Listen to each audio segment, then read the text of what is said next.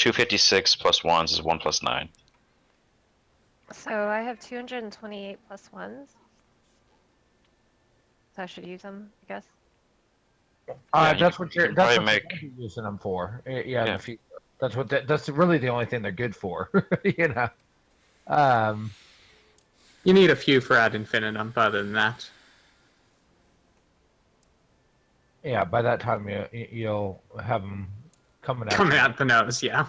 I mean, I think I have 5,000 sitting here. Which, by the way, do we need any for making +8s, Rayo? I can send a whole bunch. I think we're caught up for right now. Are you caught up? Okay, that's fine. Yeah, I think we're pretty good for right now. That's fine. Yeah. All right. I got that right. It's NELLH is in my group, right? Mm-hmm. Yeah. Yep. Okay, you're in a different instance, which is fine. You can click on any of us and kind of pop in. Okay. There we go. All right, so let's see. I have. Okay, one from my group can go to subgroup 2 because subgroup 2 is also going to be watching, or not watching, doing, what is it? Tier 4s. So either Dooms, Oxy, or Torad. Probably either Torad or Dooms. I don't care. I'll do whatever. Let's see. Are we on YouTube already? Yeah, we are. Hey YouTube. You running T4 dailies, Rayo? Yeah, we're gonna be running tier 4. Is that Blade? You got a spot? Or no, Savannah's. Okay, yeah, we Yeah. do. We do have a. We got 4 spots for Yeah, T4. we have quite a few spots. Alright. So kind of My Druid. Oh, awesome. sorry, go ahead. Let's see. Actually, yeah, Dooms. If you want to come in, Savannah can come in on Druid if you want to do a. Could you do an alt? Or do? Yeah, I can run Soul Beast or yeah, sure. Perfect. Oops. Rip Arc DPS. I can't click the button. Rip. Yep. Hey Ivan, how's it going? Alright, so for my group we're going to be doing the tiered dailies plus 1 random one. I'm gonna leave it up to whoever's watching in on the stream. And sorry, let me restart that because I started reading and I started talking at the same time and I lost my train of thought. So we're going to be doing the 3 tiered dailies and then we're going to do 1 random one at the end, and that random one is going to be be decided by whoever is watching on stream. I'm going to see which one they want covered, and then whichever one's suggested the most we'll go ahead and do. Sounds good. Yeah, logging in right now. I'll put an X in Guild chat for invite. Awesome, that'd be perfect. Cool. All right, so we're gonna go ahead and all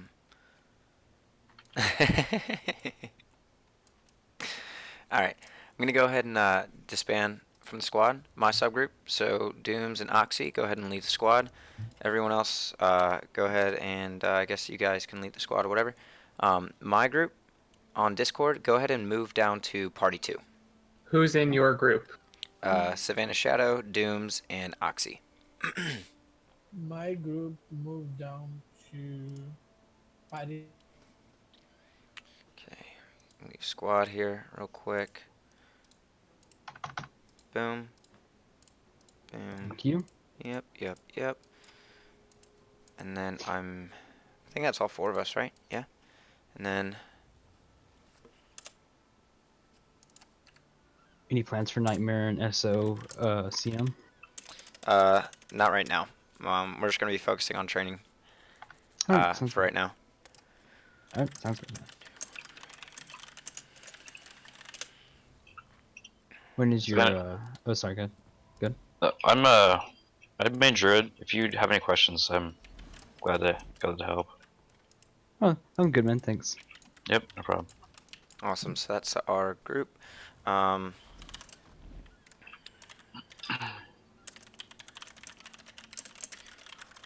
for those watching, so just so you guys know, my party, I'm going to be talking to YouTube here and there. Brosy, I'll answer your question in just a second. But my group, we're going to be doing the three-tiered dailies. And wait, actually, you know what? I'll wait till Badoka gets on here because he's really the only one I got to tell, I think.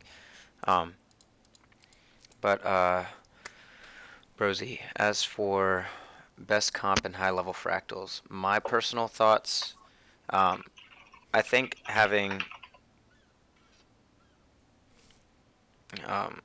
you know, you would want to have quickness, 25 might, alacrity, heals, and banners. So, I mean, all these sort of damage modifiers, assuming that everyone knows mechanics for the encounters and knows when to dodge certain things, blah blah blah blah blah. Assuming you're pretty spot on with the mechanics and your DPS rotation, you just want things that will modify your damage. So warriors can bring banners, Druid can provide the heals and 25 might, and then Chrono will be quickness and alacrity, like the whole entire time, and then you just want really 2 solid DPS after that, which highest DPS at the moment I believe is Weaver. But We were Hollowsmith. Weaver or Hollowsmith, yeah. So I guess the ideal group comp, assuming that you guys know your rotations, know the mechanics perfectly, then would be 2 DPS, Chrono, Harrier Druid at the moment, and I guess Banner Slave or just a warrior. Yeah. And Spellbreaker right now I think is the go-to. yeah. So, but that's in an optimal situation. I would say, you know, you're not always going to find a Weaver with perfect DPS rotation, and if you're looking for someone that can pull off 20k, or like let's say for Fractal standards, like, well, I guess what on an idle boss, maybe like 10 to 15k regularly.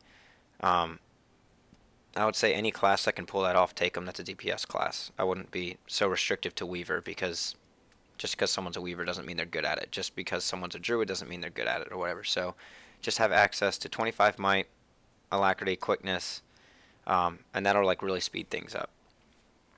I hope that can answer There's your also question. a handful of like class-specific modifiers. So if you have like Weaver in your group, you want somebody who can provide chill. If you have a Guardian in your group, you want someone that can provide retaliation. It just depends on your DPS, what kind of buffs you need. Yeah, sure thing, guys. Do warriors still need to go phalanx strength with banners? I don't think so, because I think 25 might just comes from all of the just comes from the Harrier Druid. Yep. Since every one of their skills from Celestial Avatar applies it, as well as their glyphs casts a seed, which in turn is also a Celestial Avatar ability, so each grants 3 might. So it's very easy to stack up 25 might from that. Nice. Nice. It also depends on the group though, because the Harrier, CA, a lot of those skills aren't very high range. So if your group is spread, a lot of times the Druid isn't the ideal might provider. Yeah. So like a Revenant is a lot of times better at providing might than a Druid.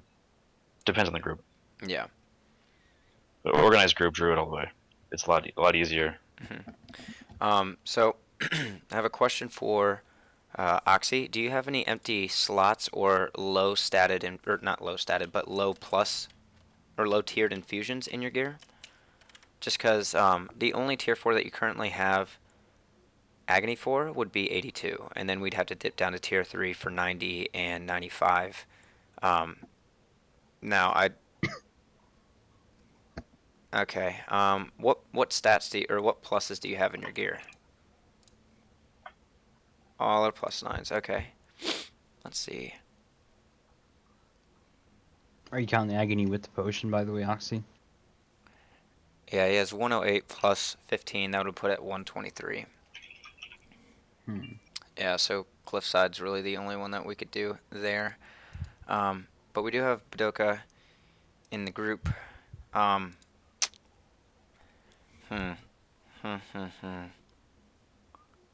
Oxy, for your backpack, is it ascended? Or is it just like an exotic? Okay. I was about to say, because if you had like an exotic backpack that you bought from like the trading post, what you could do is you could craft the level 78 backpack, and for some reason there's an infusion in it, so you could use that as an extra feature. Yeah. But since you have that, that sucks. Okay. What about your rings? Are they both infused and attuned? Yeah. Oh, the level 78 exotic backpack that you can craft.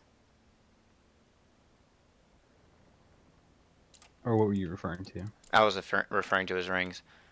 So, like, are they both attuned and infused? So you have 3 slots per ring.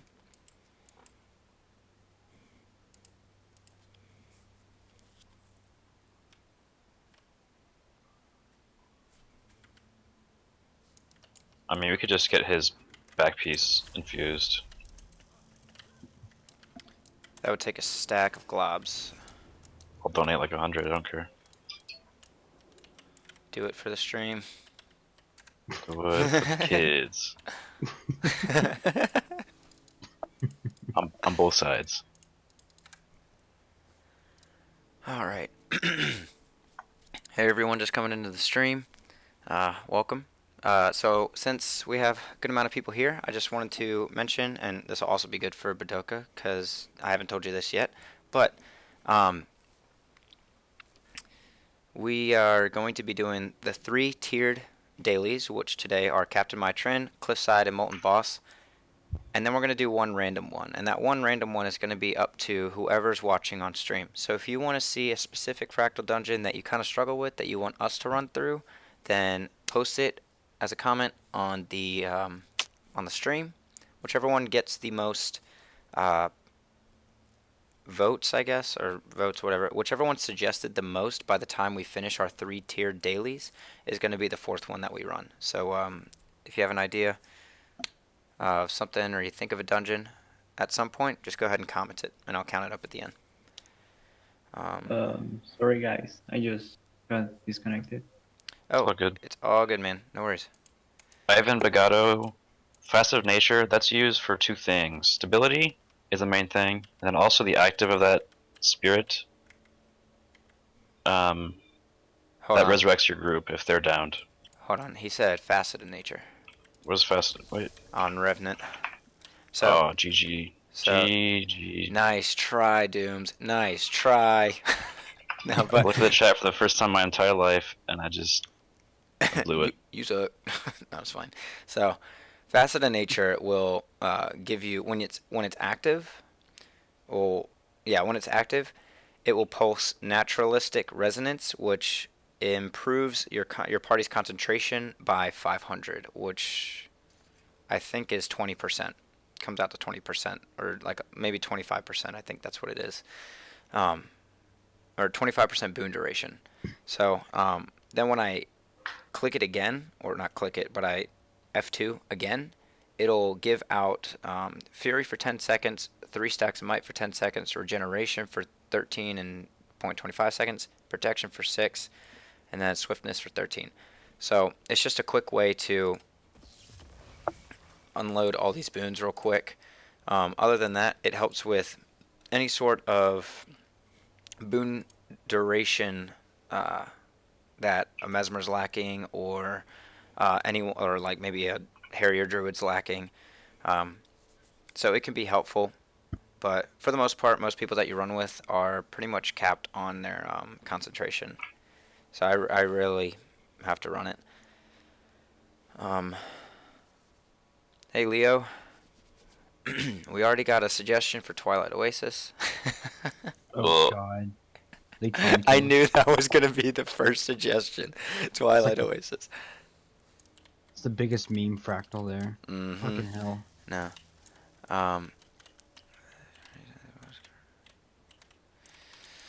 I suggest Fractal 3.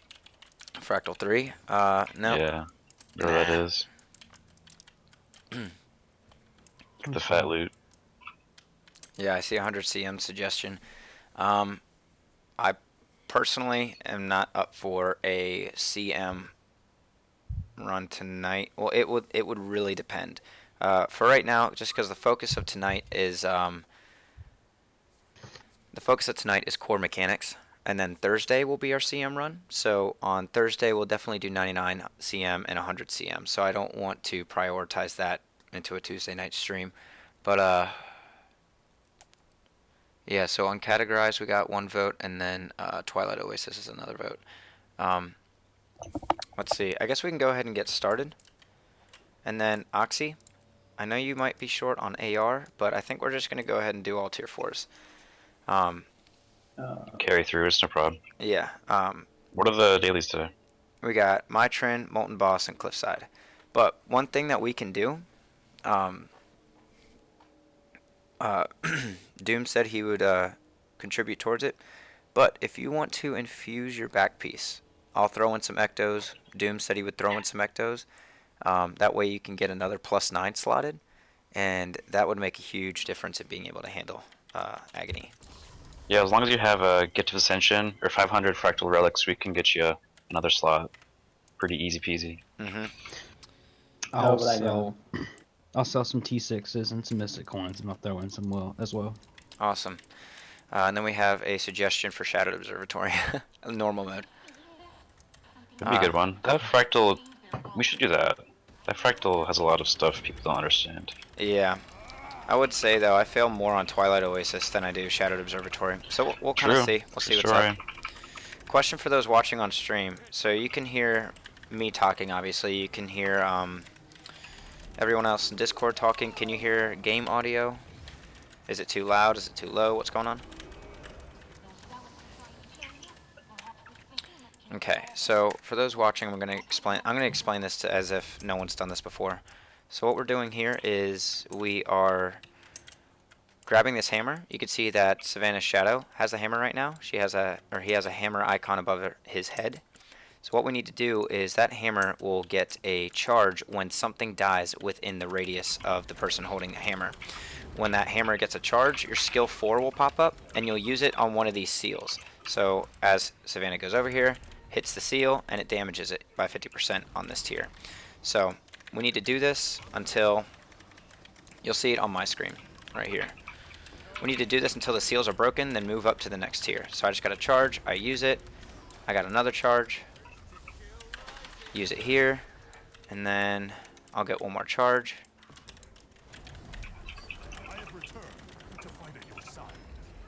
And then boom. So now, since this is the first seal, we can leave the hammer here. Once we get up to the top, we'll be able to respawn the hammer of this section.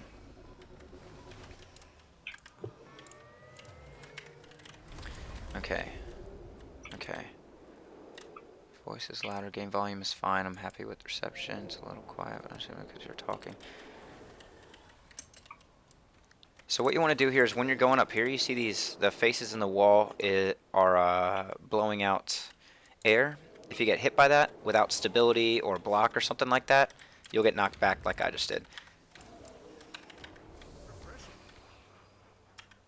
And then once you get to the top, you see these 4 chains right here. You want to make sure you pull all 4 of them, and that'll deactivate the traps for your party members.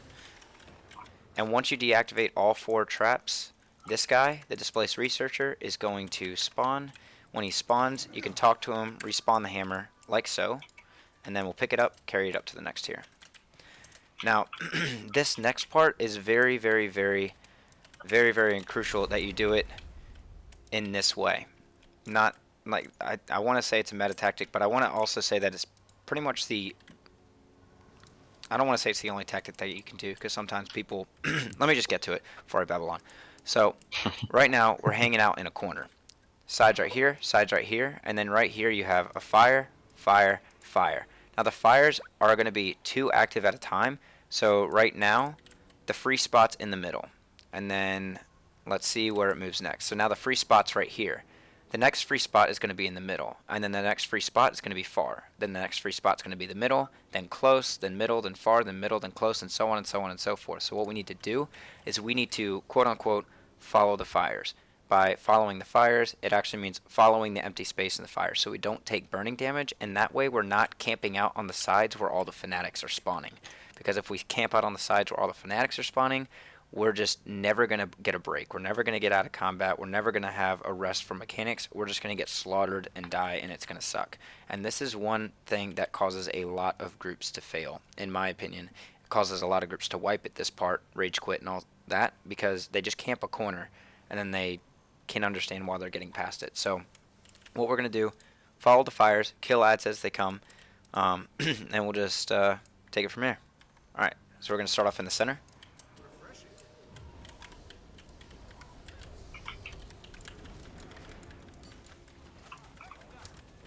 Oh god, might be. Alright, far. Alright, so I got a charge. Use it. Get back here. Got another charge. Use it. Let's get another charge here. Another charge. Use it. Nice. So look at that. Now we have a moment of a break. And then we're going to go close. Coming up on 40 stacks. I dropped the hammer.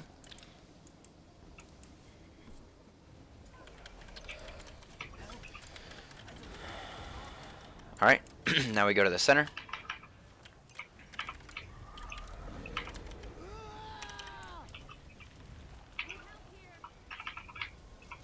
Alright, now we're going to go far.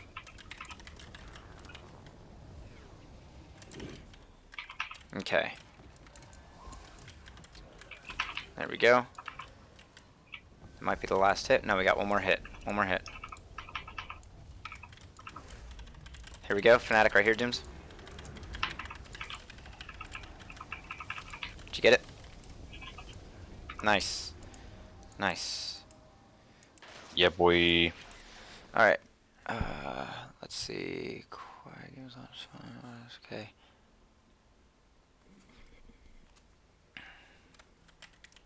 Awesome. Oh yeah, so that's a good thing to mention actually. I forgot all about that. So for those who haven't done tier 4 before, there are things called Fractal Avengers. Every single time that you down, it will spawn a little ghost that will try and use a PvP finisher on you. And if you're familiar with PvP finishing at all, no matter what your downed health is, if you get finished, then you're dead. So what you need to do is use your down skill 2 in most cases, or pretty much an interrupt or move out of the radius of a finish to avoid being finished by these finishers, by these Avengers. The other thing that I forgot to address is when you pick up the hammer, you're going to take damage. Like I just took, what is that, 25% hammer damage. And then you also start getting hammer corruption.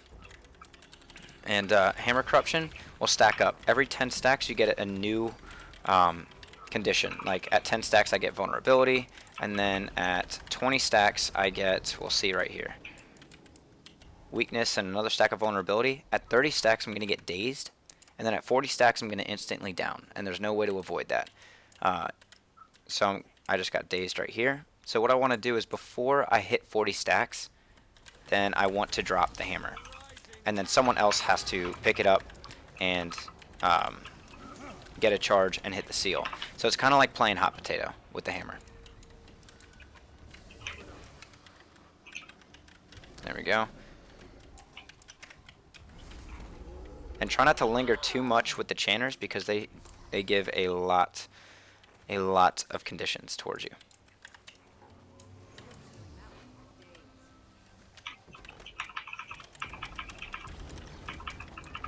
Alright, there you go. You got it. I can pick it up. Alright, so I already have a charge. So long as you have the Cultist Hammer Corruption buff on your bar, even if you're not holding the hammer, and you kill something or something dies and it's within radius of you, then you will get a seal breaking charge. Just a heads up. So I already used the charge over there. I'm going to drop it real quick, but I'm going to pick it back up just so I'm not stacking up corruption. Here we go. Get that guy. So you can see how quick I was downing right there. The only reason why I didn't down is because,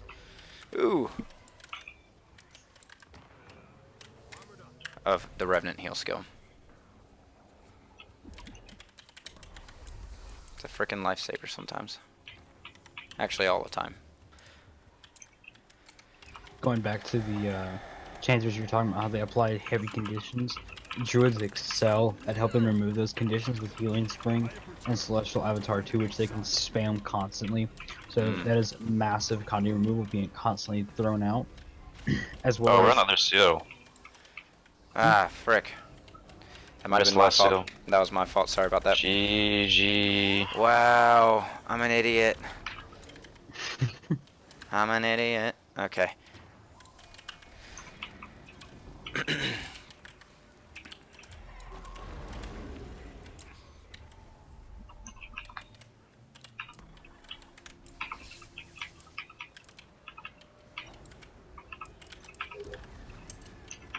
Nice. There we go.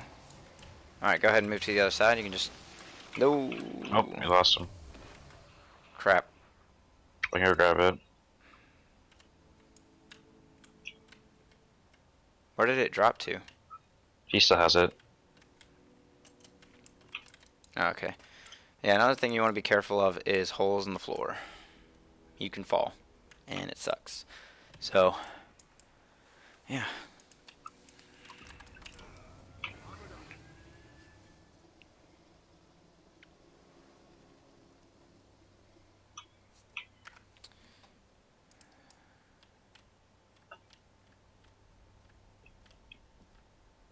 You can skip the waves by killing one enemy at a time. Yeah, a lot of meta tactics require killing one enemy and then letting them sit there and have someone tank those enemies so they don't spawn more. Okay. Hammer? Oh, well, I'm about to die because... Suck. Hammer somebody? Yeah, Badoka's got it.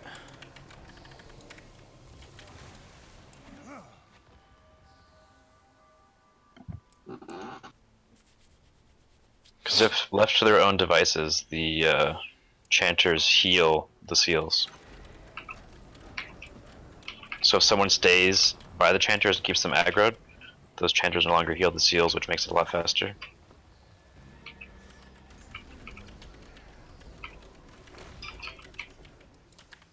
it's one last one, and that will be good. There we go. Alright, so once you complete these two seals, the boss is gonna take the hammer, and then pretty much we just move up to the boss, and he has one that we kill him for. So the boss has a few key mechanics here. First thing I want to mention is that he phases every 25%. And so, one second, let me get up here without busting my butt. Dang it. My Conde cleanse that was going to remove immobile didn't remove immobile because I got all those other Condes. Alright, so the boss is going to phase every 25%. 25. So what he's going to do is he's going to drop his hammer, and then he's going to spawn 4 Chanters. And we need to treat it the same way. Whoever's holding the hammer will be within the vicinity of a Chanter that dies. They'll get a charge, and they're going to hit the seal right in the center. And what we need to do is get the seal all the way broken, and so we need to hit the seal 4 times. Each hit will do 25% damage. There are 2 CC attacks that the Arc Diviner has. One is very quick. He'll lift his hammer and then slam the ground in a cone shape, and it will... Oh crap, did we not deactivate him? Oops, sorry, I thought we did.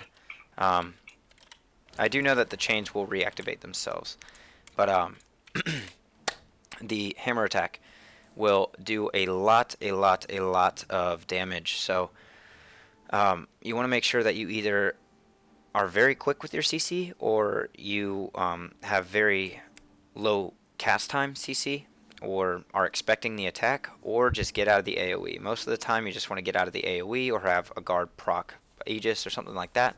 Another AoE or another CC that's very easy to interrupt is he'll start spawning all these different AoE circles. You have his break bar is larger there, but you have a lot more time to break his bar. So just break his bar, stack on him, do damage, blah blah blah blah blah.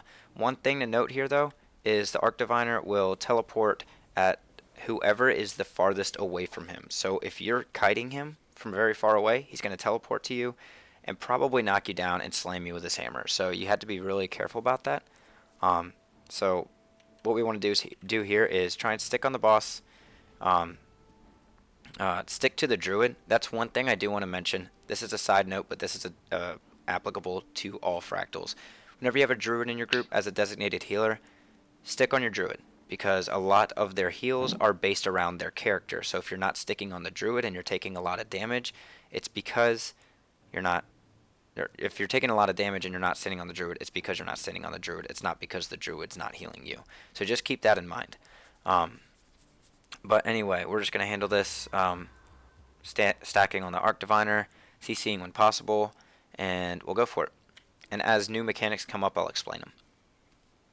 And yeah, what Shadow was saying right here, these attacks, or not attacks, these heals, are small and hard to hit with. Alright, ready to go, guys?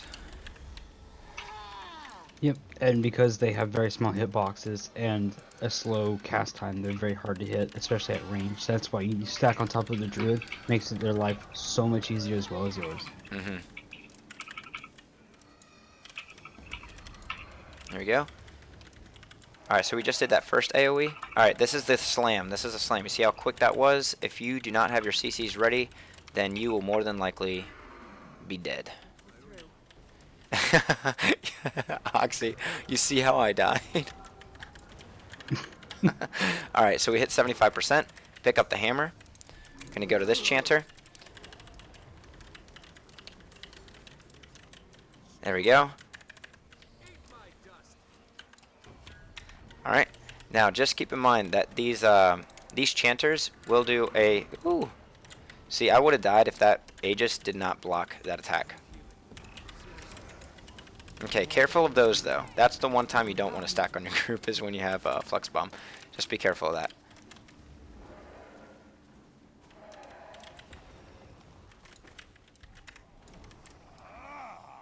Ah, search and rescue didn't work there. Alright, so what we're going to do is I'm just going to clear these Chanters just to give us a little bit of relief here.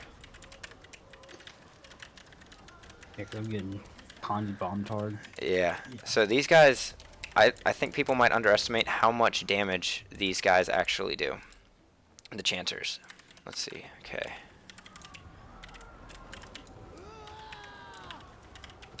Ah, dang it. Ah, sweet. There we go, there we go. Alright. Ooh. Once that Flux Bomb's done, everyone power res Shadow. Here we go, here we go. Perfect time. CC things up. There we go. Alright, let's get Oxy.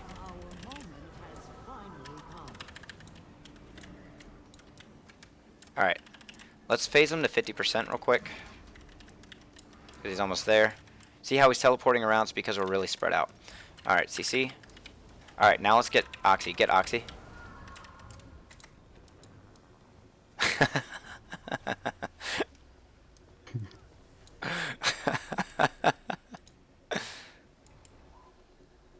Alright, after Oxy's up, we're going to help Super. Let's go real quick, real quick. There we go. Alright, let's clear these Chanters as well, just because we are struggling with those. So, word of advice. If you are struggling on this Fractal and you're taking a lot of conditions at the split phases, clear the Chanters. Because the longer you keep them up, the worse it makes the Fractal. If you're struggling really bad and you guys keep downing, Chanters are no doubt a part of that problem. So don't be stubborn, just kill the Chanters.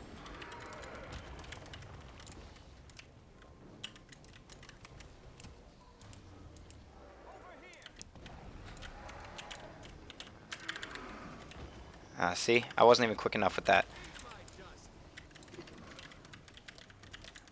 Oh, did you explain the cage mechanic?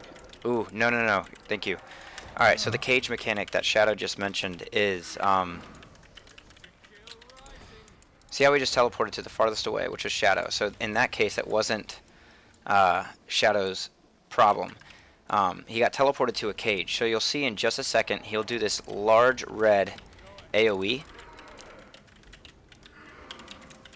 And when he does it, if you're standing in it when it disappears, then you'll get teleported to a random cage around the arena. And then you have this AoE right here. When you see that AoE, sidestep it, or Sorry. Oxy's cracking me up. Here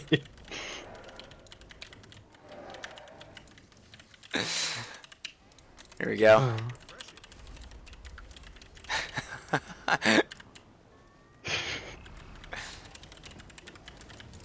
There we go. Just gonna clear these channels. We're on the last phase right here. But back to that mechanic with these little red grabby hands. If you're stuck in there, when it fully channels, you'll be teleported to a random spot. So just be careful of that. That was a lucky dodge there. I did not dodge that out of skill. I didn't know he was teleporting to me, but that was very fortunate that I dodged at that moment. Okay.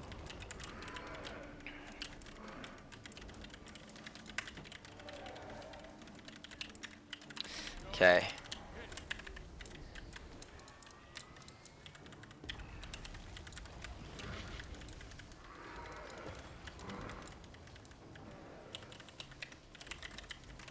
Alright, let's get supersize me up. Okay.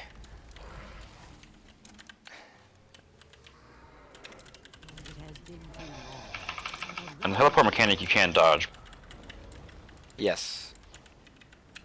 But it is good to dodge out of it as soon as you see it. Yeah. Like so. A lot of the times, there we go. CC'd at the right time there. A lot of the times, whenever he teleports to you and knocks you down, he's going to follow up with that hammer slam. So you want to be really careful of that. So one thing that's very helpful to do in all situations is expect the worst thing to happen, but hope that it doesn't. That way, if you're expecting it to happen at all times, you'll be ready to handle it. So nice job there. If you have any questions on that, for those that are watching, then go ahead and post it in the stream. Then I'll try and answer it when I can. And Aravind, I believe that is a Conde Soul Beast build.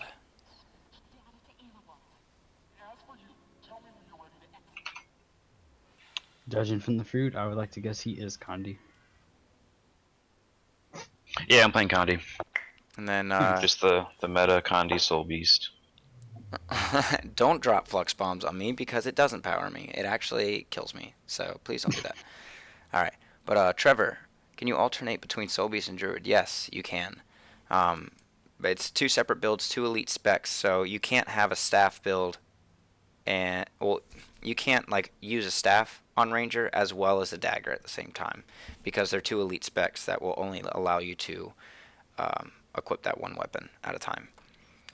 Power Soul Beast viable? I mean, It's viable in PvP. It's a high burst, really low DPS. high burst, low The DPS. PvP build is it's like kind of a one-shot gimmick build. It's not that great.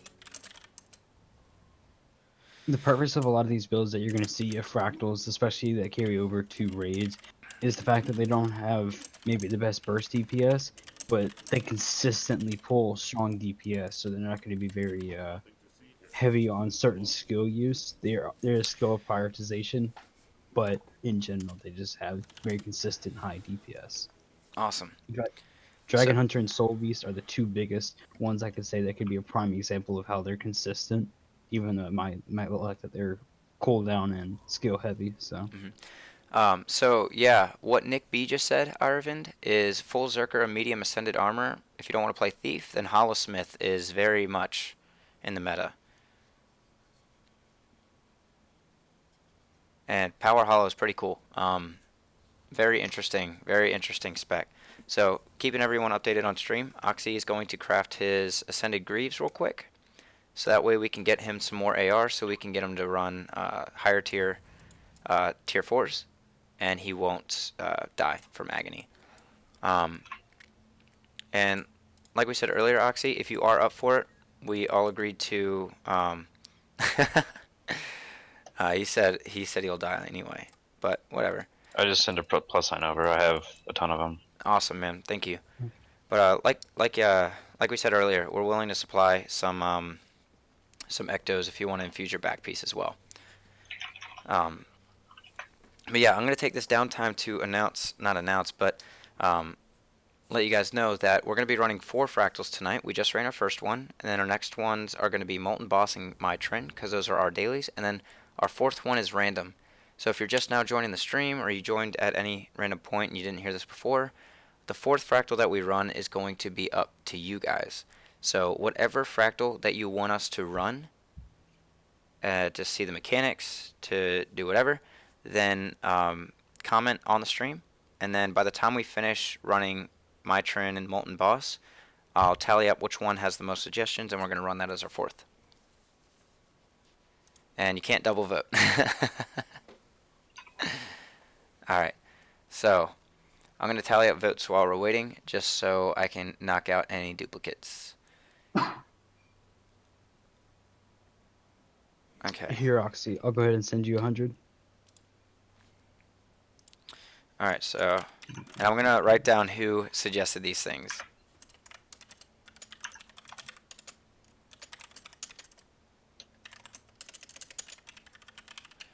And just letting you guys know, we're not going to be doing challenge modes tonight. We're going to be doing challenge modes on Thursday anyway, so I don't want to take the time to do that tonight, just because it would be a little bit redundant to do 2 streams of the same thing. Let's see. And then uncategorized. Oxy, it's the back piece, Gift of Ascension, a stack of Ecto, and then 1 shard, I believe. Yeah, so 150 more ectos than, I don't know if you have the Gift of Ascension yet, as well as the Do you have, how many fractal tokens do you have? Fractal relics. How many pristine fractal relics do you have? You're referring to that, correct? Okay. Yeah, it's 4 shards. So you need 500 Here, let's of the do regular this. fractal relics to get that back piece.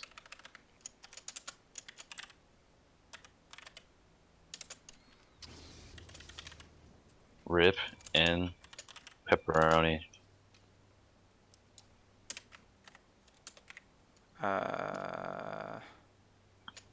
Leah. Okay, there we go. Categorized. I had close to 150 pristine fractal relics. I wish there was a way I could give them to Let's you, man. see. Twilight. We're getting a lot of Twilight Oasis votes, guys. Damn it, stream's trying to kill us. Nah, we're gonna do it. It's probably gonna be Twilight. I had a feeling it was gonna be Twilight, but hey, we still have 2 more dungeons to run at this point, so we don't know. It's always Twilight. It's always Twilight. But dude, honestly, with us having that reaction, that means it needs to be run. So we did do it last week, Hypno, but we might have to do it again this week. All right, at Stellar. Let's see. What'd you ask before? Sorry, you asked what exactly is mechanics training? Mechanics training. What we're doing tonight is just going over the core mechanic stuff. So another vote for Twilight Oasis. Oh.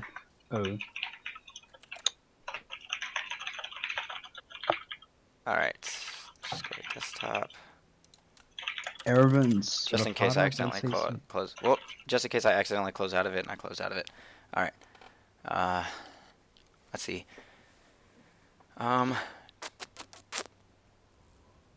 But yeah, mechanic training is just going over core mechanic stuff. So, like, let's use a night and day fractal. Like, 100 cm versus regular Shadowed Observatory.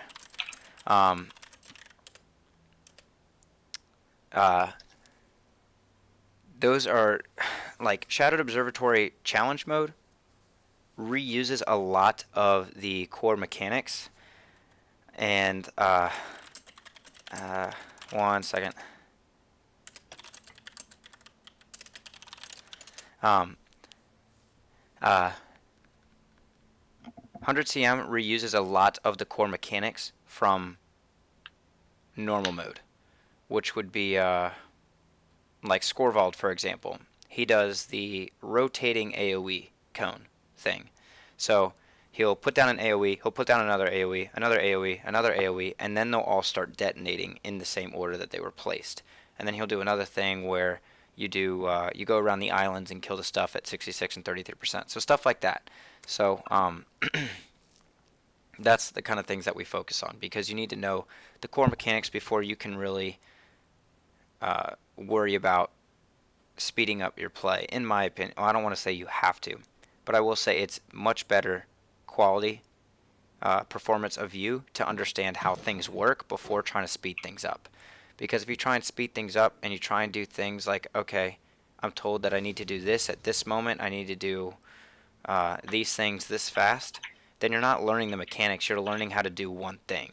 And that one thing may not always be the case when a meta changes or something like that. So if you understand how your class works, you understand how the mechanics work, you understand how dodging works, you understand all these core things, then you can adapt to any new meta, you can adapt to any new class, you can adapt to anything.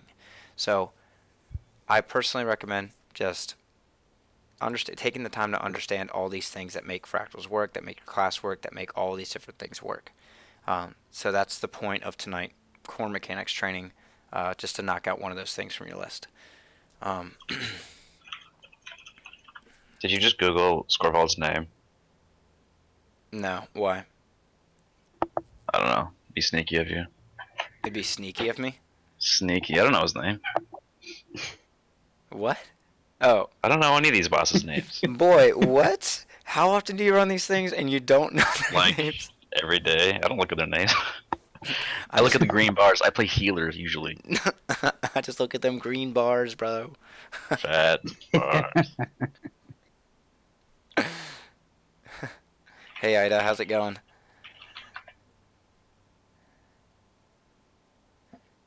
Let's see. Yeah, so Erevan, doing Istan meta and then buying the trophy bags from the vendor at the first waypoint that you get to is much, much, much better than Bitter Frost. Bitter Frost is only really good to do right now at the moment for if you want a high chance gamble for an Ascended material or to get Viper's trinkets. Or commanders. Come on. Throw commanders Sure. some love. Or minstrels. I'll give them love to commanders and minstrels, yes. Power food. Expensive. His name. I mean, if you want the cheap one, truffle steak, but if you want the expensive one, the sweet and spicy butternut squash soup. Truffle steak? Butternuts. Yeah, truffle steak is cheaper and not as good, but it's very, very close. Truffle steak. Let me see. Is it... Hold on. Is it this? Is this what you mean? No. Because I have been using that as my cheap option. And maybe I need to not do that. Okay. There's a... You know, I'll be honest. I use steak and asparagus, which is super cheap. My power builds. Truffle steak. Yeah, that's right. I mentioned this. Truffle steak, okay. I think that's almost pointless for Revenant anyway. Well, actually, no. You know what? Because I'm not using Roiling Mist, so I'm not using 40%. Maybe I should. Maybe. I don't know. Fury's coming from all areas. Do I really need that extra 20% crit chance, you think? I can run Roiling Mists. What's your crit chance at right now at the moment? 80. 80? Well, it's for hard you to say guys. because... Well, I mean, It's hard that would depend. Sorry, I don't mean to keep interrupting you, but that No, would no, depend it's fine, if it's fine. if Druid Fury overcaps mine, or like redoes mine. Like, you know how Chrono regeneration used to overwrite Druid regeneration, so it would nerf your heals. Mhm. I just don't know if the Fury that you put out is going to nerf the Fury that I put out. Probably. Yeah, That so is that's my main sense of Fury, right there, which is 25.75 seconds. yeah. It's permanent fury. Yeah, so Druid's okay. permanent fury. Yeah, okay, I'll just keep my other Grandmaster up and Or I guess it should be permanent fury. Permanent fury. Okay, yeah. So the new Grandmaster trait that I'm running now is like the when they took away equilibrium, like this seems to be like the makeup for it almost. Yeah, supersize. You can get those. A lot of the meta foods if you run raid challenge modes. They give you 40 of the food of your choice, or food of the meta food, which is expensive.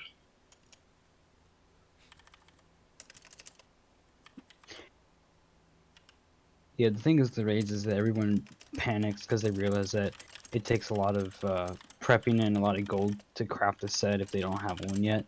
But You can also it's- craft it. Yeah. Yeah, and you can also get a free set from the precursor set. Actually, two from the second set as well. But also, raids are very much rewarding. You get 2 gold per kill as well as an exotic. So right then and there, you can get payback for your food that you use plus more, as well as getting your first kill. You get a box of supplies that gives you plenty of stuff. And as you said before, the whole crates and all. So you get Awesome. more than your gold back from doing raids. Let's see. Sorry guys, I'm just panning over to YouTube real quick, just to get caught up on the chat real quick. Okay, we have a vote for Solid Ocean. Yes, we have a vote for Solid Ocean.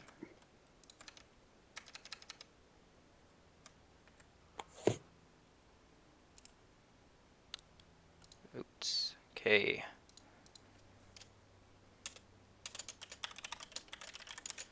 Okay, cool. Move that over to second screen. How about that?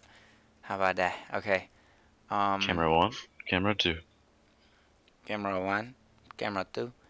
Okay, one of the best ways of doing this.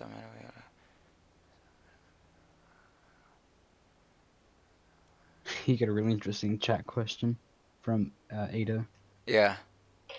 Yeah, she's creative with her questions, dude. Really creative. Oh yeah. Damn. Alright,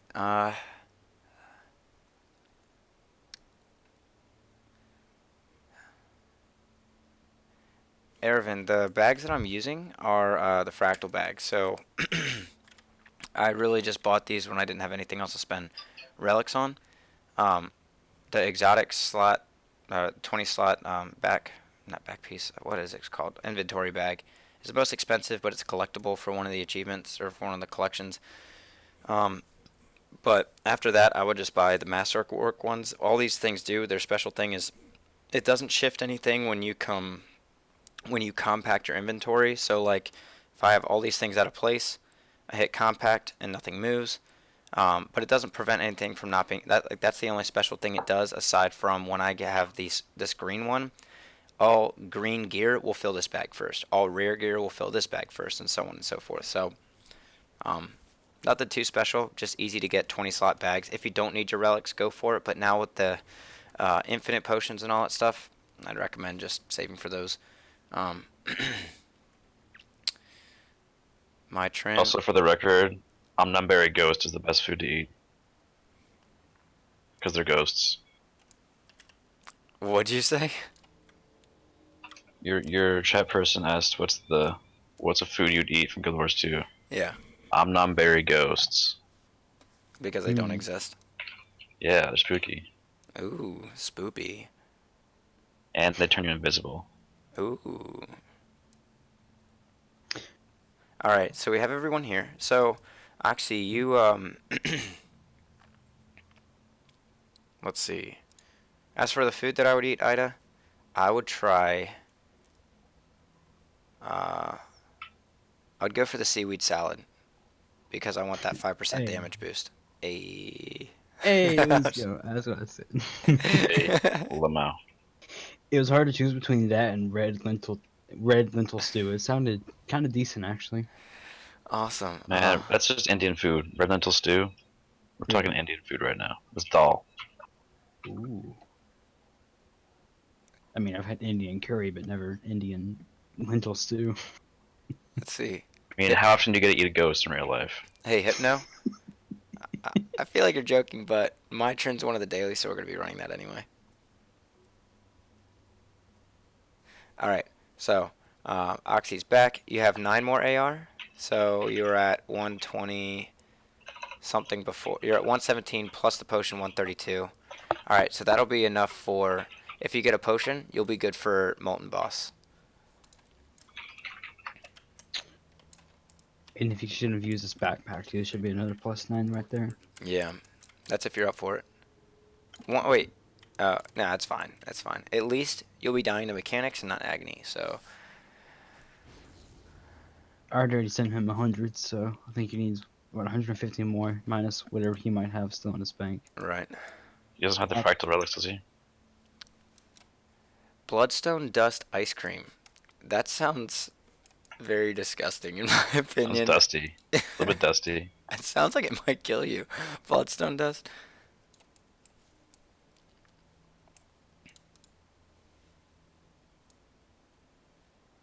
It costs 36 relics? I think He only has 36. He needs 500 Oh. for the back. Yeah. So 8 pristines is 80. It's 120. So they have 156. It'll all be good. I mean, my Trin is 5 levels higher, so it's like 10 agony, so that'll kill you. But we're gonna go Yo, for low it swag anyway. 420. Let's do it. Let's do it for the kids. YOLO swag 420. Let's do it. For the kids. For the the kids are kids. important. Wow, okay.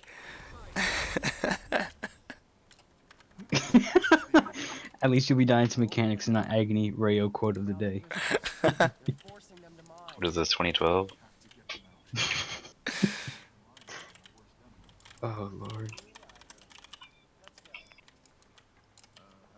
Alright, so for this one, what you need to do is you need to focus on protectors. Protectors will spawn a fire shield that will make everything within that shield invulnerable. So right here, anything within this ring is invulnerable. You see how I'm hitting zeros on this ratnik? I need to kill this protector. Shield goes away. We can kill anything. Kill the reverberant.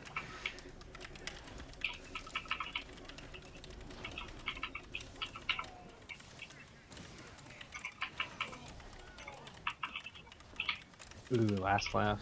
Ugh. Hey, at least it dazes now and it doesn't knock you back. That's one Oh, thing. yeah. Let's test it out. Ooh, daze. Probably because Yu-Gi-Oh! Yu-Gi-Oh! Told him to. Yep. Looks like ANET believes in the, Yeah, they believed. They believed. they believe. What do they believe in, Dooms? I can't tell you. Oh, okay. You have to have faith. Can't tell you these things. You know, if I told you, what's the point of believing? Exactly.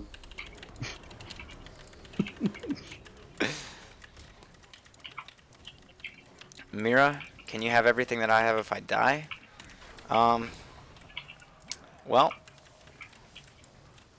Okay. But you'd have to figure out my password because all my stuff's account bound, so good luck with that. Yo, YouTube, I heard if you follow Rio on Patreon, he comes to your house in real life. Oh, yeah. Oh, do I? I didn't know Yeah, that. that's what I heard. Oh, okay. That's what the word on the street is. If you donate, he'll carry you through 100 CM every day of your If you donate, he sends you his hair in the mail. Wow. Just like a little bit. You guys are giving me my 4-tier reward ideas. Alright, so you see this electric beam right here? Whichever ad the electric beam is attached to. So right now that brawler's invulnerable because this electric beam is coming from this protector. As well as the shields from the protectors. So whatever the beam is coming from, this will be exemplified better in the next little area. We'll need to kill whatever's shooting out the beam.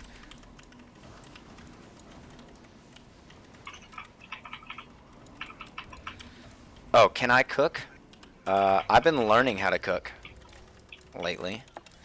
I found out that I make a pretty daggone awesome bacon, egg, and cheese breakfast sandwich. McGriddle, McDonald's. Heck yeah. I like get the yolk all mixed up. So it's, I said yolk, the yolk all mixed up. That way it's, hey, exotic. It's all like mixed nice. And then I will cook the bacon first, drain all the grease, put butter in the pan. Not pan, whatever it's called. The, I'm still learning my kitchenware. Be a pan. Also, I'm just going to say, if your yolk is not runny in the egg sandwich, you're doing it wrong. No, you see, you need to have it super flat. You need to have the egg like super flat. Way. Hold on, time out. Just hear me out. Hear me out. You're wrong. So, hear me out, and then you can tell me I'm wrong at least. Okay? Okay. So, you have to have the egg super flat, kind of like in McDonald's, but except it needs to be cooked better, and it needs to be not cooked in a dirty sock. Exactly. Exactly. Not cooked in a dirty sock. So, and once you have it flat and like, what's seared, I guess, then you can fold it. Seared egg. Oh my god. Whatever, dude. I'm learning my My terms God. here. I'm learning my terms. Learning my terms. Okay. Once the egg is set, you can flip it. Yes.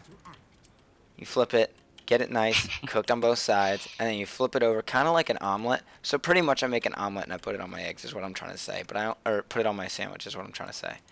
But sorry, trying to explain my my secret recipes while trying to play at the same time is actually really tough. We gotta protect your back yonder. Yes. Alright, so what I said about killing the protectors first, I didn't exemplify that right there at all. But everything was outside of that ring, so that's okay. So I cleared ads.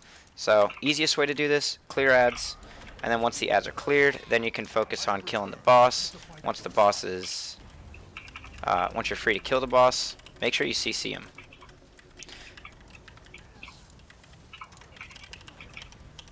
CCing will, especially on this guy, be a huge help to your party.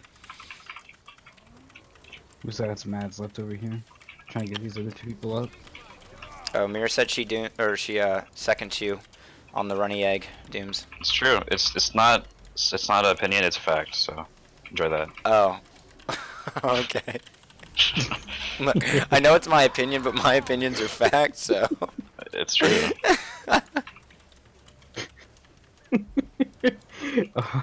Oxy will keep you alive, man. We swear. As we're rezzing him, because he's already dead. There's an Avenger for those walking. For those Just gotta watching. believe. Believe in the heart. Believe in the heart? Heart of what? Heart of gods! Hold on, Ray. There was no we in that. I even went back to revive Super Mini, and he walked just right I'm by dead. Oxy's Got it. corpse. He just let him die there. No teaming. No team. Stat. Team! We got you. Team, I'm down, help me! Dad! Alright, so I haven't been explaining the mechanics of this guy. Whenever he has the so this mechanic where he just put his hands in the ground and there's the two small AoE circles. If you're standing in front of him when he does that, you'll be knocked down, and then once he lifts his hands out of the ground, he's going to do a fiery shockwave. That shockwave, if you're not right on top of it, when he launches it out, you can actually jump it and save a dodge, which is very important in Fractals. Save your dodges whenever you can. So whenever you see shockwaves, jump them, don't dodge them. So this attack, I would have, if I didn't have like a block or stability, then I would have just been knocked down right there. That attack, where he has the arrow in front of him, that one might be kind of self-explanatory, but wherever the arrow is pointing, that's the direction he's going to charge. So just move out of that direction. So this Fractal is, oh yeah, Ken, you haven't played in a while. So this is actually Molten Boss. They redid Molten Boss to the old standard. Like when it was first released, this was pretty much how it was. I didn't play when it was released, so I didn't experience it firsthand, but like some of the way that the mechanics work here, I'm pretty sure some of these things are new mechanics. So like, I don't know if everything's the same. I have no doubt that some of these things are different. Rest in peace, Fractal 40 Farm. Yeah.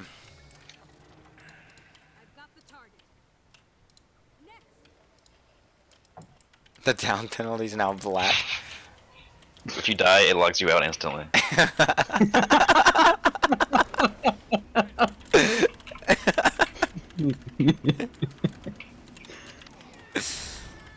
All right, No, so super. one thing to Okay. mention here is when you have that giant AoE around you, that's from the one of the elites. It's not the brawler, but it's the smoke screen or whatever it is. Smoke shaman. This one right here. You want to make sure that you block that or you dodge that because that does some pretty heavy damage. And if the AoE lingers, if you block it, I think it blocks the AoE field from staying around because that's what just happened for me. But if you don't block it and the AoE field's there, it'll hit you pretty hard and it'll constantly blind you. Similar to how smoke screen works on Thief. Let's see. Yeah, they did make it a lot longer, Ken.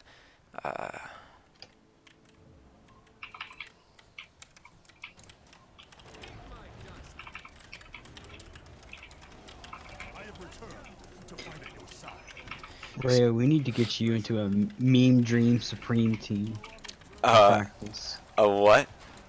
Meme Dream Supreme team. What the With, heck is that? It's the ultimate team, man. Meme Yeah, Dream but- Supreme team. You with Sam Majeste, Dolphy, a Lord Helseth, and who is the other person? Fuck, I forgot his name. You have to That's give me a some second. weeb trash, man. Helseth doesn't do any PvE though. He just posted a video of him like opening, like doing ecto gambling. He has like 4 mastery points. Like, Oh, fucking hell. but he ran a dungeon once. He ran a dungeon just once. That's why it's a Meme Dream team, man, because Oh, you're true. teaching someone. Teaching Oh, a pro. true. I don't know if I could teach Helseth though. You know. Teaching fractals, man? Come on. No, I'm just saying because, you know, he's good at PvP, but he's pretty cocky, so might be hard to teach him something. I don't know if it's a persona or what. No.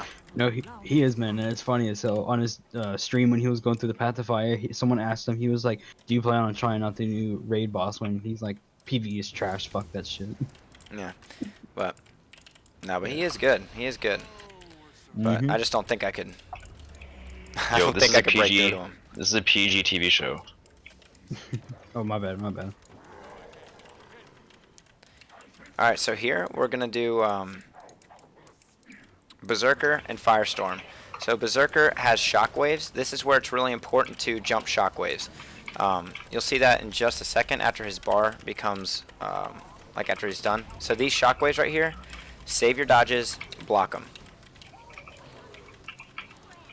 Save your dodges and block them. No, save your dodges and jump them. Sorry. Sometimes you just gotta tune me out because I don't know what I'm saying sometimes. Alright, so we got a CCM. Hecka quick. There we go.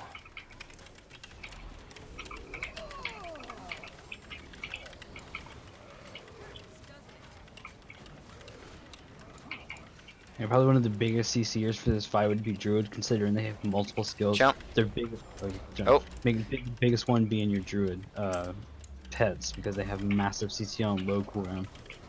Nah, Okay. Chrono makes Druid look like a toddler. We don't have a Chrono, so GG. So one thing that just happened is you saw I got knocked back really far. The reason why is because there's 2 types of shockwaves that the Molten Berserker does. He does one on the ground, which you jump, and then there's another shockwave that if you do jump, then it knocks you out of midair. So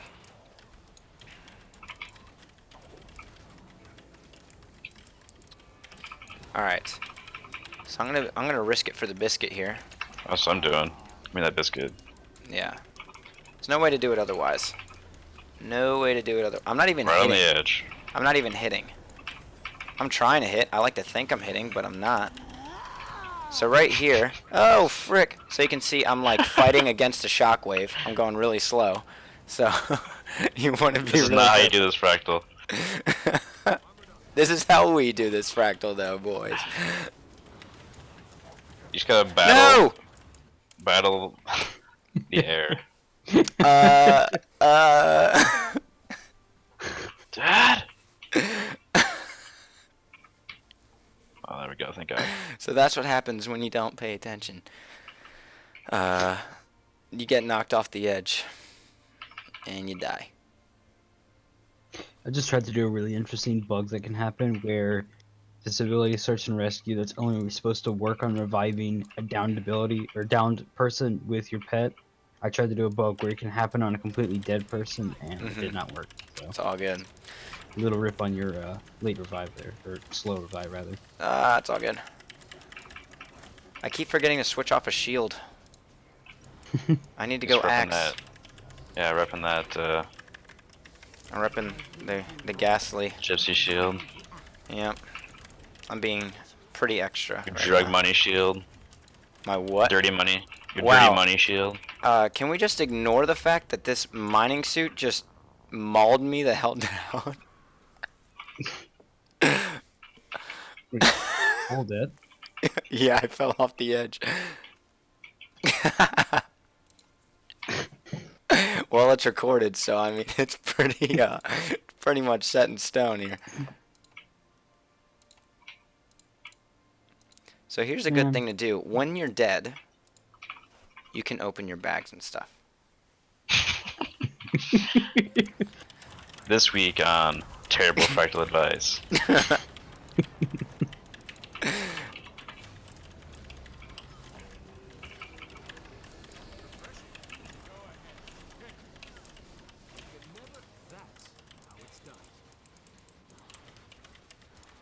Awesome. Ooh. Easy.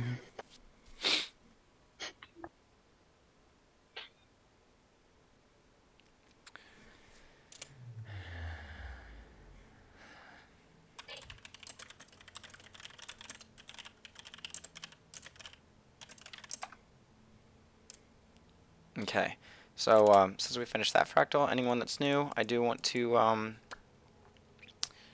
mention that we're doing 4 fractals. We just finished our second. We're going to do my Trin. Then when my Trin finishes, we're going to do 1 random fractal. As you can see, I have the list right here of what's been voted for already. We have a lot of votes for Twilight Oasis. We have 1 vote for Shattered Observatory, Uncategorized Solid Ocean, and then we're only doing core mechanic stuff. So just if you have a specific fractal that you'd like us to run, right now Twilight's in the lead, but that doesn't mean it will win at the end. So if you want to see us go over a specific fractal, mention it in the comments and I'll add it to the list. No, I think Mira's still here. Irvin. So she's still got top priority, but hey, if she leaves at any point, you got it. But like I said, you'll have to guess the password. Alrighty.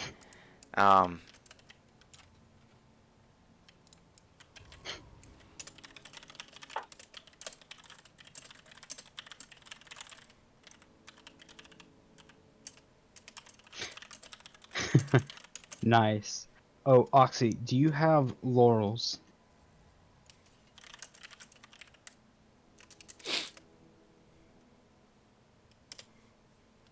How many do you have? The one I want. I knew that was gonna come out sometime. Ooh, 77. 77. 77. It's your lucky day, sir. You can get yourself a nice, fine little scented piece from the laurel vendor, I think.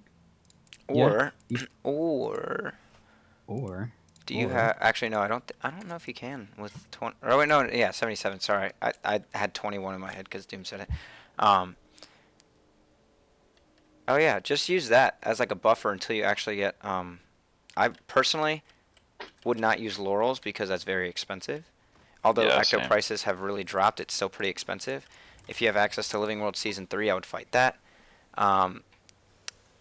But another thing is if you have guild commendations from guild missions, if you have 12 of those and 5 gold, you can get any of the accessories that this guy offers. So it's just a much cheaper variant. Like right here, 40 laurels and 50 ectos. That's 40 gold, and then what is 50 ectos? Ectos are like 250 is like 40k or 40 gold. So like, what's that? Like 8 gold. Wow. Wow. You're fast. Hey Gotta go man, fast. Maths.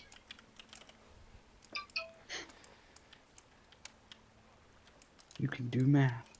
Hey, so yeah, if you want to do that, Oxy, for anyone that's watching, runs Hero Point trains in Path of Fire. If anyone wants to run them with them, then you can message Oxyrus.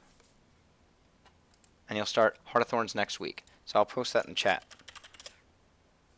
Runs HB trains and HOT and POF. There you go. Add them to your friends list. Here, let me do the account name. Actually, Oxyrus.8730. There we go. Yeah, Ken, they dropped like mad. Like really, really, really bad. I really don't know what it was that made them drop so much. They fired the economist at Guild Wars 2 at ArenaNet. Yep. LOL, GG. There is a big second reason to that, and that was with the release of the map Istan, the domain of Istan. Yeah. The farm from there was absolutely massive and helped drive the prices down of mats. And one of the biggest ones were being T5, T6, and Ectos were the three biggest hits from that because that's mostly what they dropped. And in Ectos, you were easily farmed from it. I mean, I've come out of doing Istan meta for about an hour and a half, and I had almost a stack of full Ectos. That was with really good luck, though, mind you. You're not going to get that on a normal run.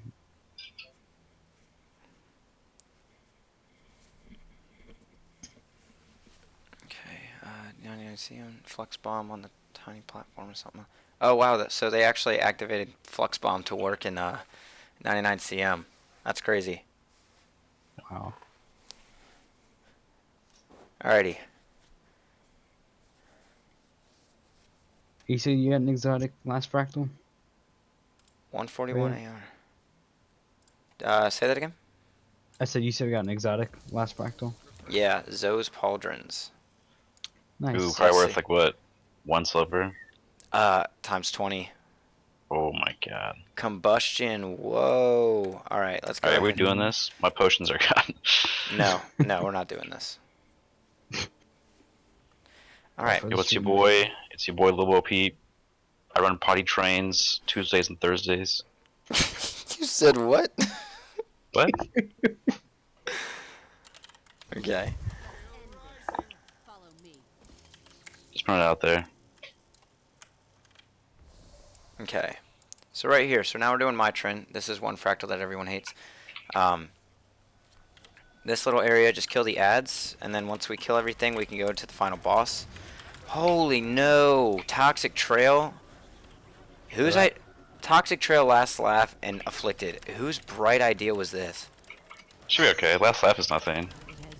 Yeah, but Afflicted and Toxic Trail? Alright, Fractal tip number 3. If you die, blame your Druid.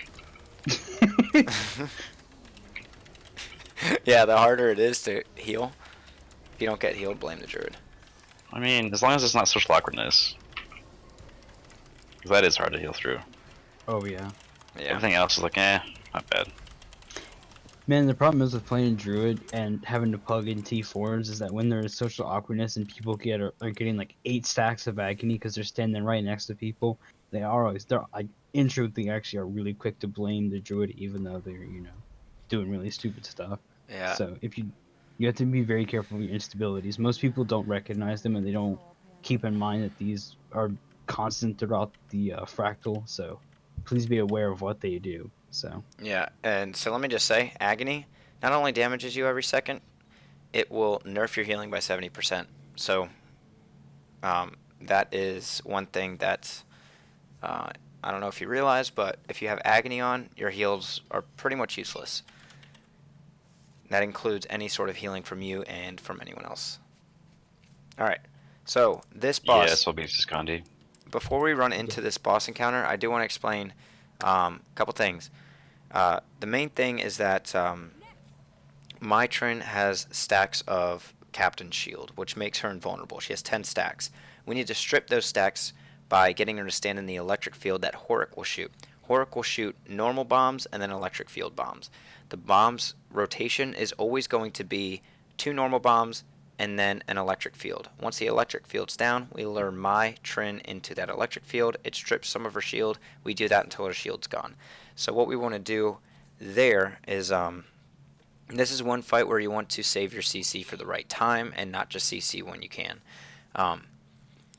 Let's see. The way that you can tell what bomb's about to be shot is there's going to be a little indicator over our character's head. If it's a little normal bomb, it's going to be a regular bomb. If it's a purple blinking bomb, it's going to be the electric field. So if you have the electric field, make sure you stand on top of or we all flock to the person with the purple bomb icon over their head. So if you have the purple bomb, get on my Trin. Everyone else, get to my Trin and get ready to CC. Another thing though is the Fixated Mechanic. Yes, you can. You can use Reflex for the normal blasts. But another thing is the Fixated Mechanic. My Trin will fixate on whoever's the farthest away from her, just like the Arc Diviner will.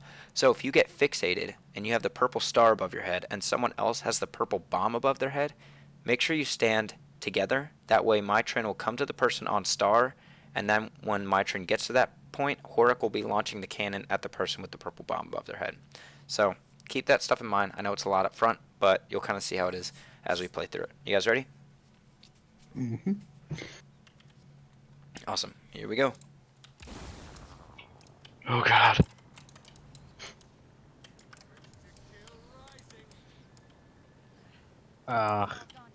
Already started off with 3 stacks of agony. Beautiful. Thank you. Do you not have 150? I do have 150. I swapped to Warhorn to press 5 really quick, and I didn't swap back in time. Oh, okay. Your Warhorn's not ascended. Nope. I want to get it ascended, but the problem is that I only really use it as the opener skill for me, so I can get off those boons. So I don't really know if it's worth it or not, since I have to conserve my gold. You should be swapping on cooldown to get your Fury uptime. Alright, so you can see I had the purple fixated bomb above my head, or fixated link, and then Oxy has the purple bomb. So now the field's down, and then we CC. And then you see the Captain's Shield is stripping. In Tier 4, it's only going to strip 4... what's it called? Holy crap. I just got a huge frames drop.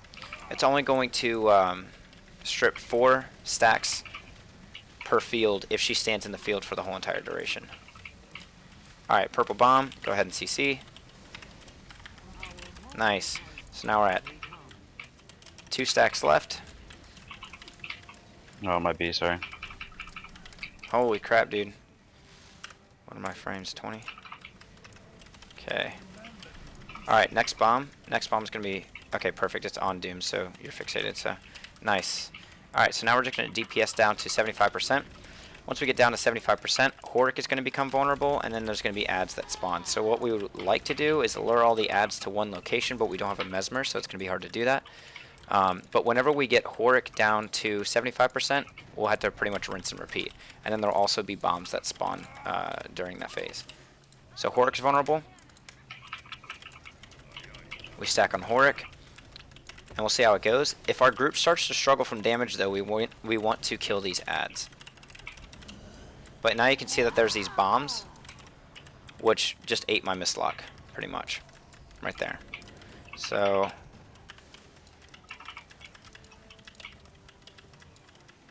personally think, in my opinion, we should focus on the ads. We should go ads, yeah. Yeah, because all this toxic trail is nuts. One ad that you really want to prioritize are the swashbucklers. They're like my Trin, and they unload a lot of bleeding stacks, which make it very, very, very hard to deal with. And then Aetherblade Thugs will drop these things called War Banners right here, as you can see.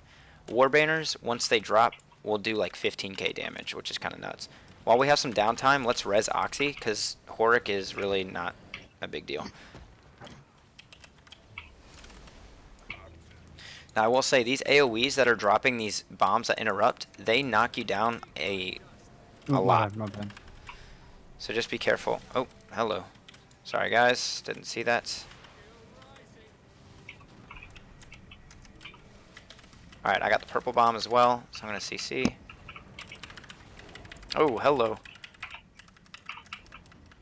I'm down, I'm down, I'm down. Need a res, need a res. There. Pink Moa. The carrier. The real carry. Search and rescue, man. One of the best druid abilities you'll ever use. Love it.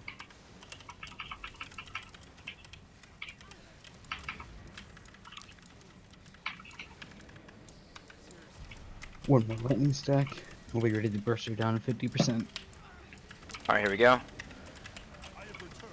Sorry, I just pretty much unloaded all CC just for a break from mechanics, honestly. I did as well. Same here. Oh, Conde's, holy frick. I Oh, hate it's fine, Afflicted. no. I hate Afflicted. I hate Afflicted. Like, Afflicted makes the Conde she adds like 10 times worse. Oh my god. She can already do 16 stacks of bleeding. No hassle. Alright. Alright, so the ads are going to spawn. Let's go ahead and just focus on ads. Let's try and go stack up, get an ad at a time. Because the more we stack, the quicker we can clear these ads. Instead of going one by one.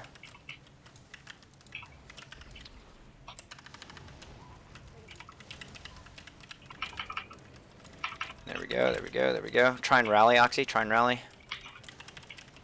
Try and rally, guys. There we go. Try and rally off the thug. Nice. And then we got the grenader.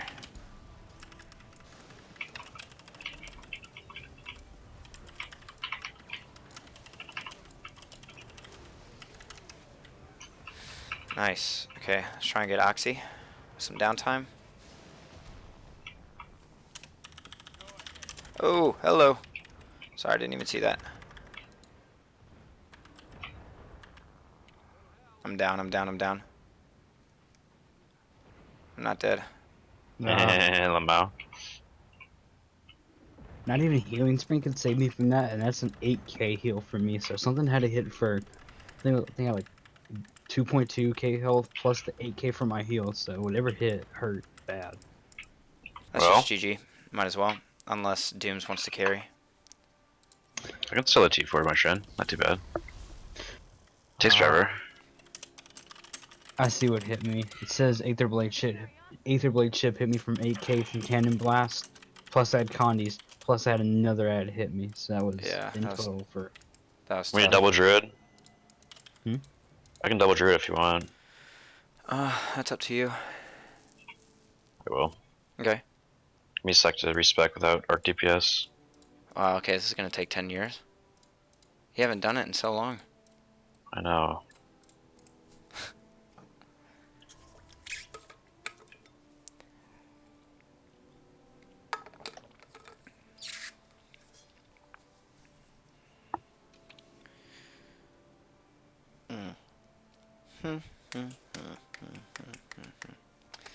Man, your chat's amazing. You see, it's good to see that other people know what I'm talking about because, I mean, I've done T4 Fractals and I've done raids, and it's like, holy hell, Druid is like the ultimate scapegoat for people. It is ridiculous. They just throw every little thing on them. I had one guy try to argue that my constant flooding of animations was causing him to lag, so he couldn't play properly. Like, Wow, dude, it's ridiculous some of the extents that like the extents that people will go with excuses. oh my god. It's pretty ridiculous. Thankfully, Guild Wars is one of the best when it comes to their communities and their people, but even still, it still has their fair share of people that. Alright, I'm ready. Yeah. Yeah. Same here. I'll say I think the scope when it comes to high-end PvE and like when it comes to like meta stuff, I think people's scope is a little bit narrow at the moment. And I don't know if that's I don't want to say that's totally the community's problem. I think it could be with the tools that we're given. We're really just given I mean, the game's build system is pretty limited, yeah. unfortunately. Yeah. I think people just kind of flock to what's easy. really quick, and they accept that as that's the only possibility for the most part. I don't know if I agree, because Weaver and Holosmith are like the hardest DPS builds in the game. And Right. there's a massive flood of those two. Mm-hmm. Yeah, that's true. But at the same time, you only when it comes to like 100 CM or something like that, you see a lot of listings that say Weaver only or Hollow only. And then if you have someone that joins that can do competitive DPS, Yeah. that's the issue that it causes. I think there's just, hold on, CC. If we had, like, if people could just kind of give a chance to someone that's like, hey, I can do competitive DPS, give me one shot or two, and if it's not what you're looking for, then kick me, and then people are like, all right, that's cool. I think that would be a happy medium, or like a step in the right direction. Oh, I don't I come totally across, agree. I don't come across that too much. Like, if I pug tier 4 fractals on a Revenant, like, I never see Power Revenant, never see Power Herald run at all. But I never really run across that problem, but I see a lot of people post about that, and I used to have that problem quite a lot. Okay, we have 2 druids. We can tank all those AoEs. Okay, Easy. cool. Just stack on match and don't move. Except for that really small electric field AoE. Do not get hit by that because that procs Agony. Very easy to sidestep though. Sorry, I keep forgetting that what you just said.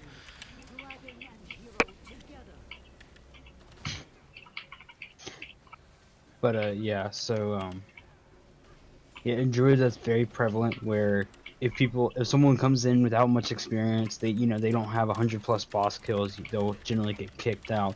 And Mhm.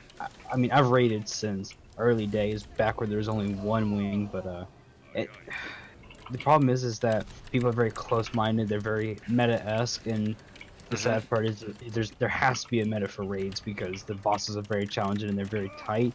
But I do allow people to try builds that Yeah. are very brand new and they're not really performing as well, or people that don't have much experience but they know the boss mechanics. I'll give them a try. I'll tell them, I'll let you have a couple of tries. If you do well, you stay in, you get the kill. Doesn't matter. But if you mess up and you lie about your experience, it's a kick instantly. Yeah. Yeah. And that's fair. That's fair. Because raids are those are much more organized content. Like you have a time limit before the boss gets enraged and pretty much starts adding like double damage to attacks that already pretty much one hit you anyway. So like that's very understandable. Simon on stream was like, I fell off the edge on uncategorized fractal. Stupid druid pushed me. I mean, I'm gonna be honest here. I would not be surprised if someone actually did that and they blamed the druid for that.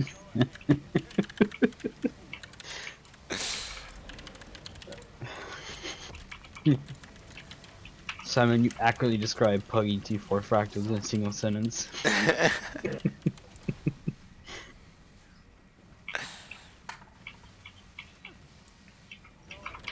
My bad. Oh. Alright, get ready for CC. Purple bomb's coming up. It's on you, Shadow. It's on you. Yep. Nice, nice.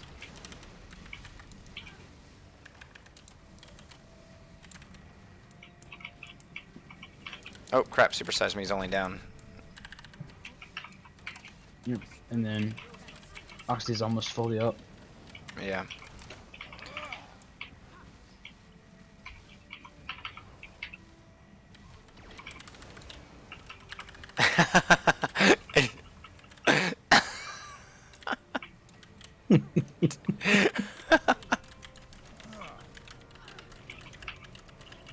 Game's not liking you today, Oxy.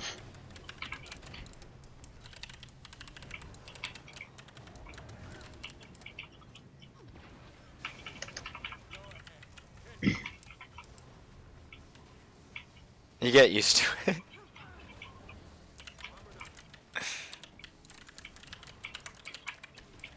Well, let's be fair.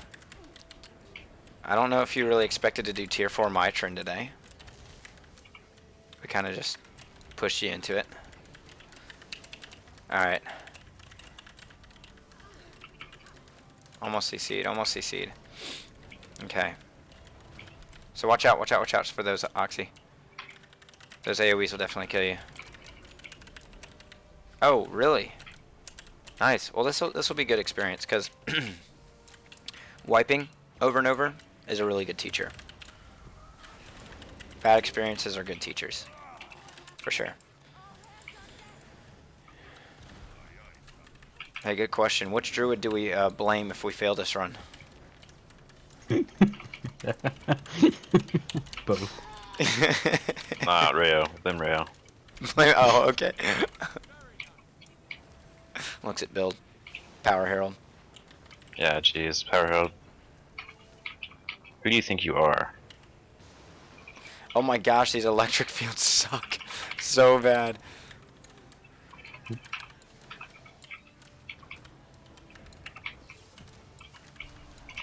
I pick a druid.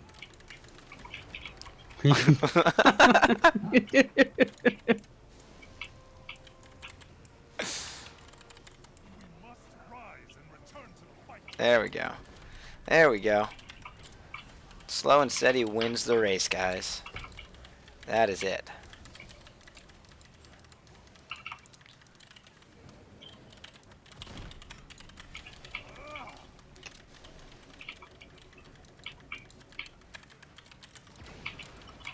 Actually, I had someone say that to me on one of my videos. Revenant in 20k18, lol. Or Power Herald, Power Revenant, whatever. Like verbatim comment. Yeah, I saw that. That was on the. Probably the 99cm video That because was I on tried the to CM, post yeah. that. Tried to post that as a meme. Which I'm really not good at posting joke stuff. But oh, hello.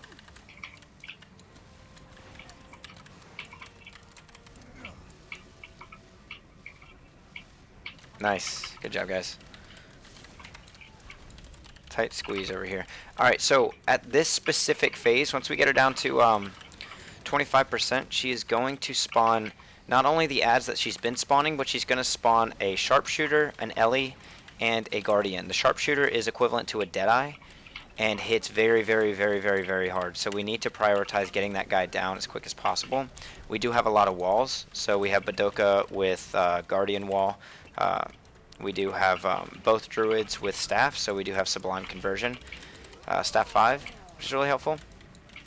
And but still, we want to prioritize that guy specifically and get him out because he hits super hard.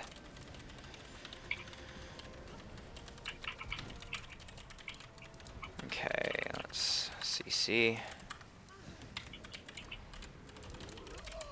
And while we're waiting for them to spawn, they spawn at a little bit of a slower rate than the other ads. We're gonna kill like the normal ads first as much as we can, and then when the Sharpshooter spawns, we'll flock right onto him. All right, other ads. Try and go one by one, stick together. Let's get this guy because he spawned first. It's also a major pain to deal with, so. Yep. Alright, try and rally. Okay, Sharpshooter is up.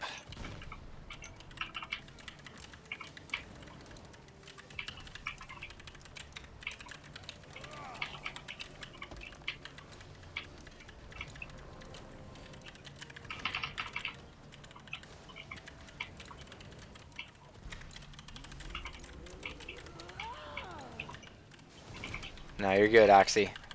First time running tier 4s. You probably just got out of tier 3, didn't you? I'm assuming. You've done one tier 3, so pretty much you just skipped from tier 2 to tier 4. That's our fault. So no. No, dude. Don't even worry about it. Hey, so Ray, could you just sign right here on this paper saying you accept full responsibility for that? You know, Yeah. that'd be great. Yeah. Yeah, if you could sign the waiver form, that'd be great.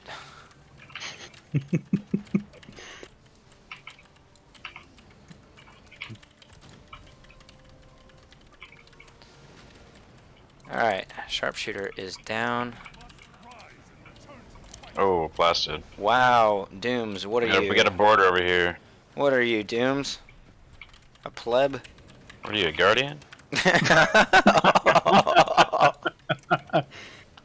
Oh, wow.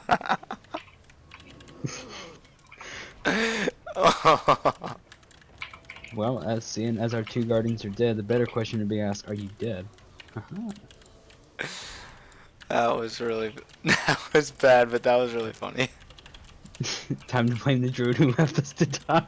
It's probably your fault anyway, Dooms. Nah, let me send you a revive orb real quick. That's the real healer. Revive orbs, baby. Hey, James, would you like to sign this piece of paper for me saying that I take no part in this, in their deaths, and that you accept full responsibility? That's fine.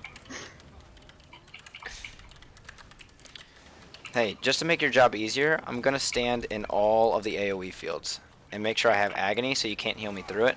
And if you don't heal me through it, that's gonna be on you. But that's gonna make my job easier.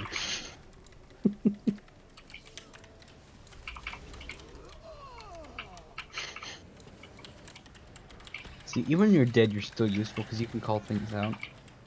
Yeah. DBS chapter. Dragon Ball Supreme.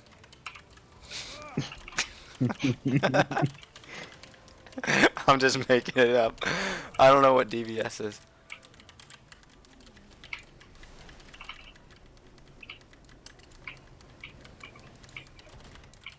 It's like an S. It's like a Z, but it's backwards. Oh.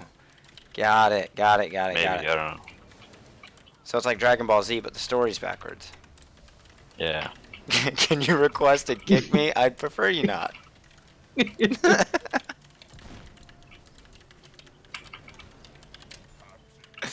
Alright, now, since we got Horic down to 25%, my Trin's going to respawn. We're going to kill Horic, though, to get rid of these bombs, because on this last phase, my Trin doesn't have any Captain Shield, as you can see, so we're safe to kill Horic. Now, if you actually do this on actually on any tier that you do this, if you kill Horic before you kill my Trin, then you will get a mastery point. What's the achievement? Horic's Horror.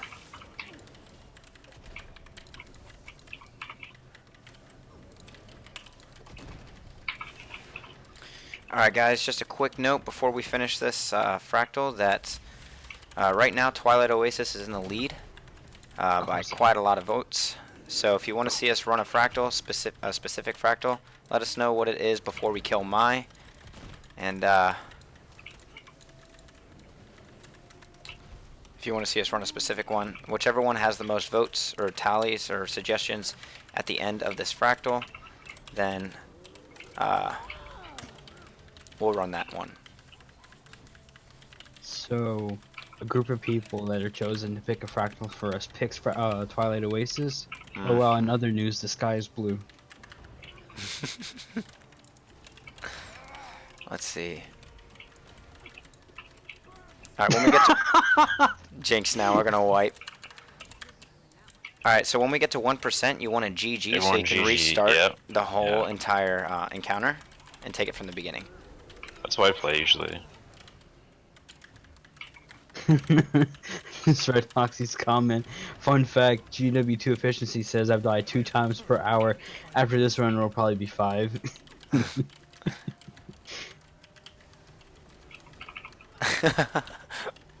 Madoka's like making a whole bunch of dummy accounts to suggest something annoying. Alright, still need a Fractals and on tier 1. Is there anything I should focus on that low level or hoard for later? I would recommend for starting out, focus on leveling your Fractal Attunement Mastery in the Tyria Mastery line. Because when you get to tier 2, you get more rewards from the boss encounter chest. And then when you hit tier 3, your Fractal Encryptions, when you open those, will give you more reward per open. And that's a pretty steady amount. Last time I checked Wiki, it was before having the tier 3 mastery, you got like 25 silver per open on one of the encryptions. But then after you get the mastery, it's an average of 43 silver per encryption, something along those lines. And that's a pretty standard reward return, because the items that you get in there are fixed priced junk items. So level up your Fractal Attunement Masteries. You're going to get a bunch of +1 Agony Infusions. Once we get back into the Fractal lobby, I'll show you what vendor you can do this at. But start saving your infusions, and I would recommend promoting them to no less than 7. +7s, because +7s can be used for a bunch of different things. You can use them in some 150 AR combos, and then you can also use them to promote into +8s or +9s, which are used in any other 150 AR combo. And If then you watch, oh, sorry, good. I was gonna say, I will in a second, Ken. It's these fractal things that make it so I can't organize. I don't know. I'm really bad with cleaning my stuff. I always take forever to find stuff. But anyway, so I'm gonna show you just a couple more things, and then I'll kind of like hold off on the info because I can go info overload. But if you do, so just a quick example, or just a quick view. So when you're doing your dailies, you're stuck in tier 1. You have your tier 1 dailies. You're going to have 4 tier 1 dailies to do every single day. You're going to have your 3 tiered dailies, and then you're going to have your 1 recommended daily. So when you do, see you, Oxy, thanks for coming, man. So today's tiered daily is Cliffside, Molten Boss, and Captain My Trin. So you can do those as your tiered dailies, and then an uncategorized recommended daily. These give different rewards, but they have, they give you a pristine fractal relics each. Yes, the vendor's still good, but you can use the vendor, or you can promote your infusions through Artificer. It's going to be the same price either way, so it's really just however you feel that you want to do it. But the infused vendor, for those who don't have Artificer, all your +1s can be promoted through the first tab, any +3s through this tab. Pretty much any odd tiered infusion can be promoted. So I would say start hoarding +7s, and then within 5 days of running tier 1 fractals, doing all 4 of your dailies, you get 4 dailies per day. That's 4 pristines per day. That's 20 pristines over 5 days. That's enough to get 2 ascended rings from this vendor. You get 1 ascended ring for 10 pristine relics. So in 5 days, you could have 2 rings.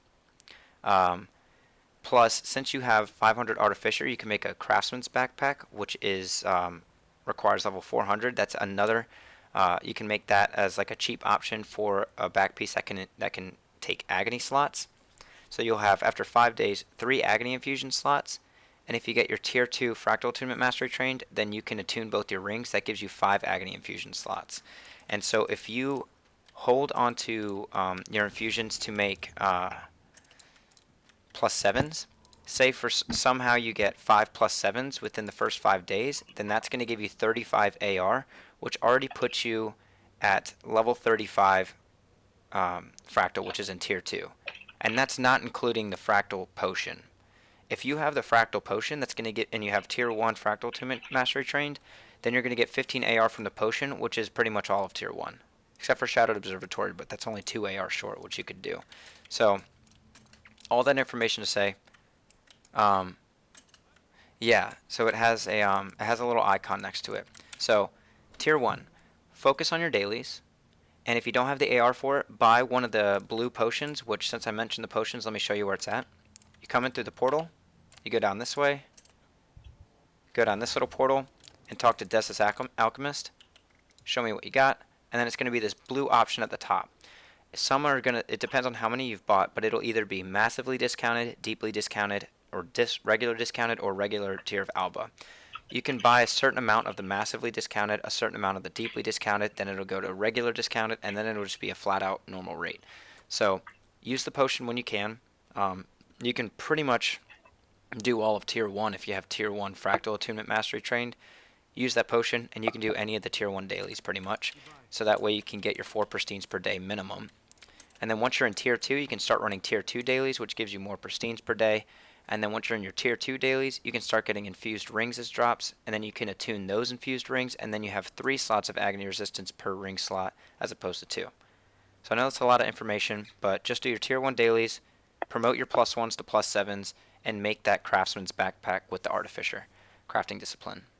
I'm not sure if you're aware of this item, but if you watch his video series on his second account where he starts from nothing and goes all the way up to T4, you know, all that, he gives like a lot of really good like small tips just from watching it about how to like improve on all of that. So thanks for mentioning that. I actually yeah, if you want to check out my video description, actually my stream description, I have a link to that playlist series. It took me 42 days to build up to 150 Agony Resistance, fully ascended with both weapon sets.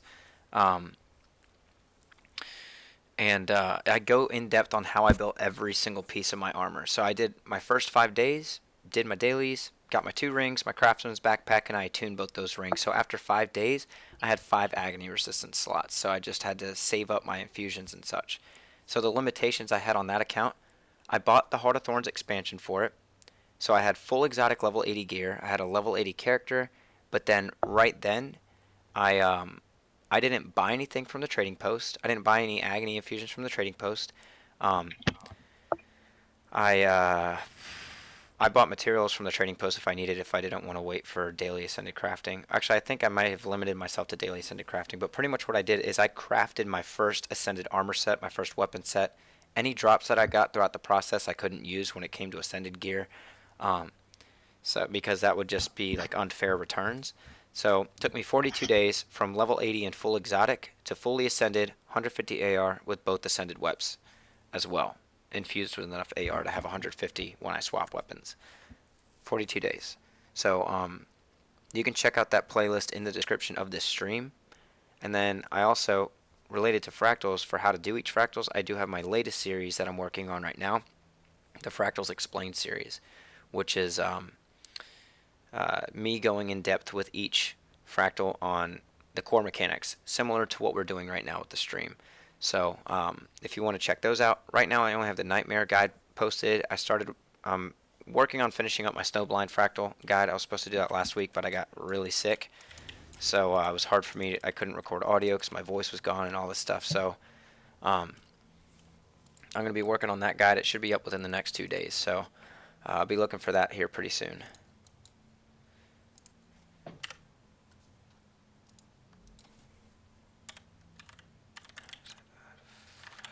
Yeah, which I plan on taking on after you with the second account idea. I don't have Heart of Thorns yet, but I am slowly working myself up with a thief with pure level 80 exotic armor, and I'm buying nothing from the trading post and so far, and seeing how far I can go.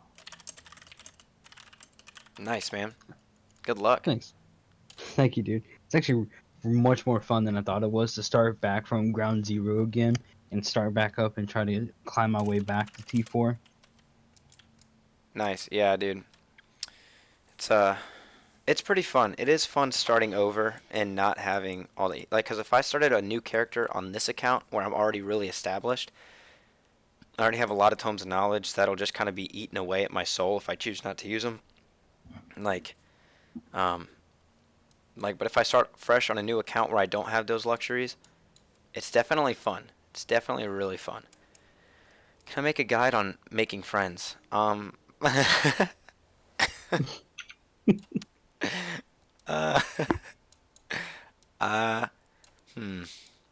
see. Send me your credit card info. I'll get it for you. There you go. There you go.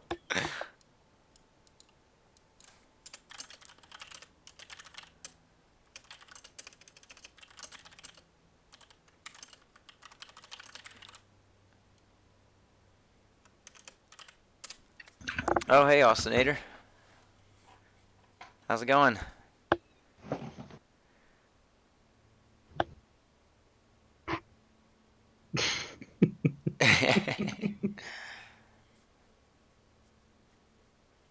Oh, if you send real cash, he'll send you his hair in the mail. Yeah. True story. Yep. Drop it off. It's going pretty good, man. We're about to run Twilight Oasis as our random fractal.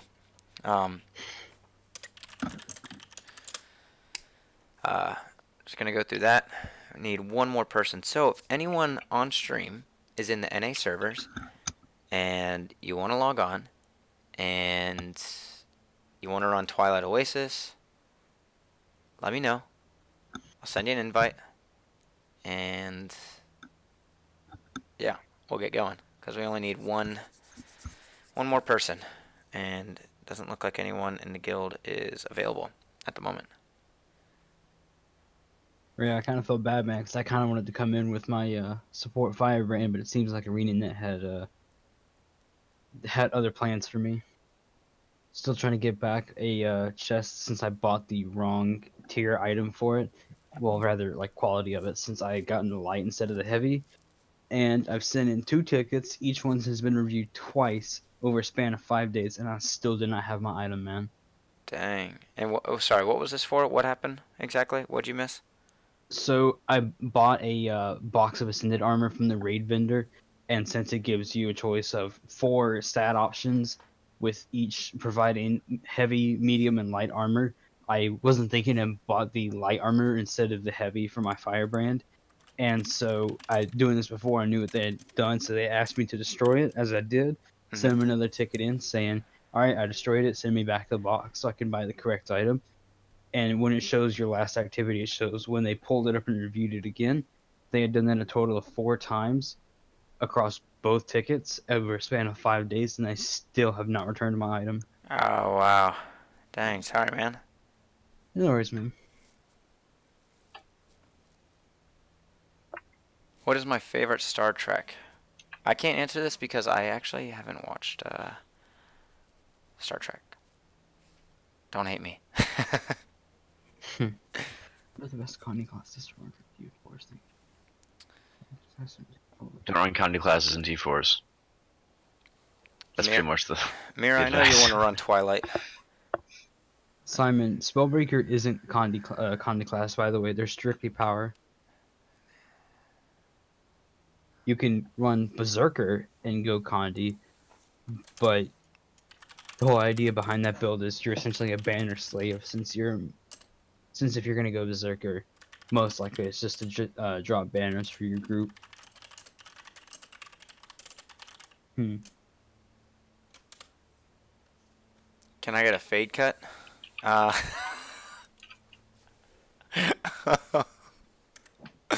Let's look up a fade cut real quick. I don't think you can pull it off. You need stiffer hair.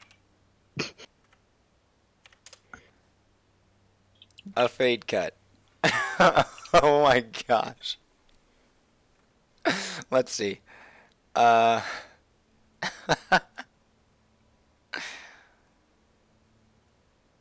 what you're saying is, you want me to look like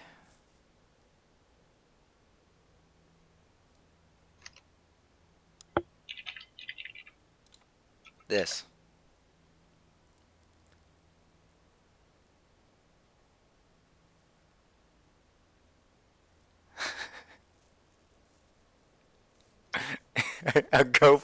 If we got a GoFundMe while I shave my head. I don't think so. I'm sorry. I'm actually growing my hair back out.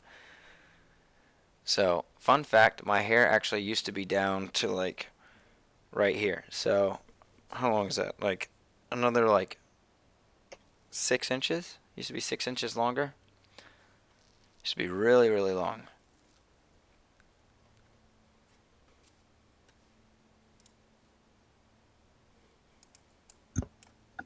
Awesome. We got our 5th Twilight. Fade cuts. Hashtag blessed. Well, I have to start doing all the hashtag stuff. Like, should I start wearing the rosary beads as a necklace? And Oh, dear God. always do this? Blessed. If I get the fade cut. Instead of rosary beads, use some different kind of beads. What? Huh? Dear God. Oh my gosh. A WB or WP organized event. Oh, I don't know. Let's get the potato himself in this. Huh. Send him a message. You have the inside deets. Get him in here. Huh. Let me see. Do y'all think I could pull off a fade cut? Yeah, I think you could. I think you could.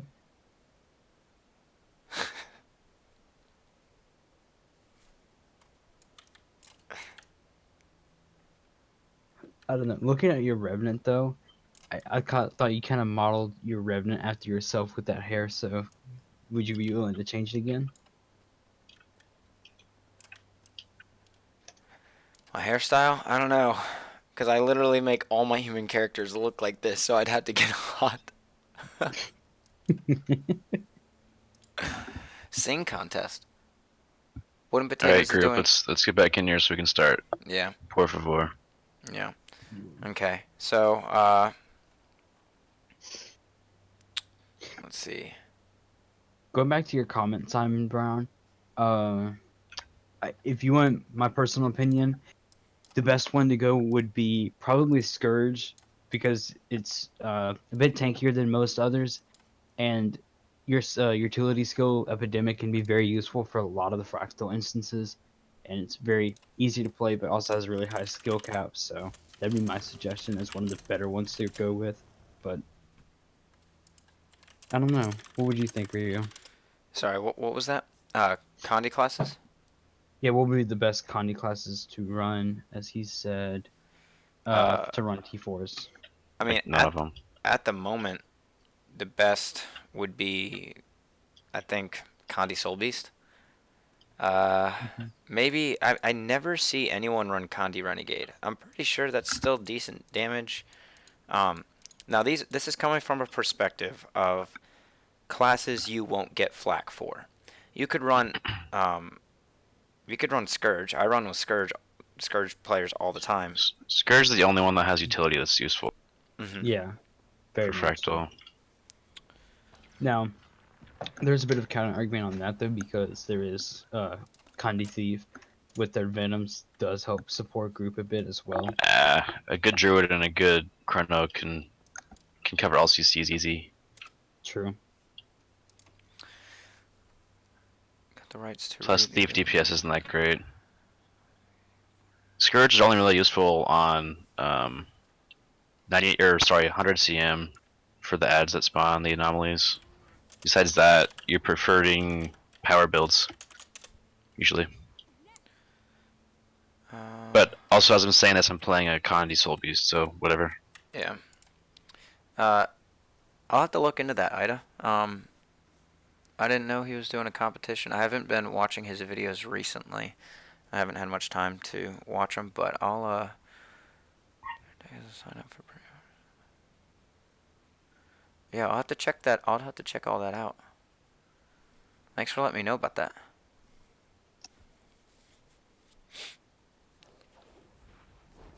But okay, you still coming, ma'am?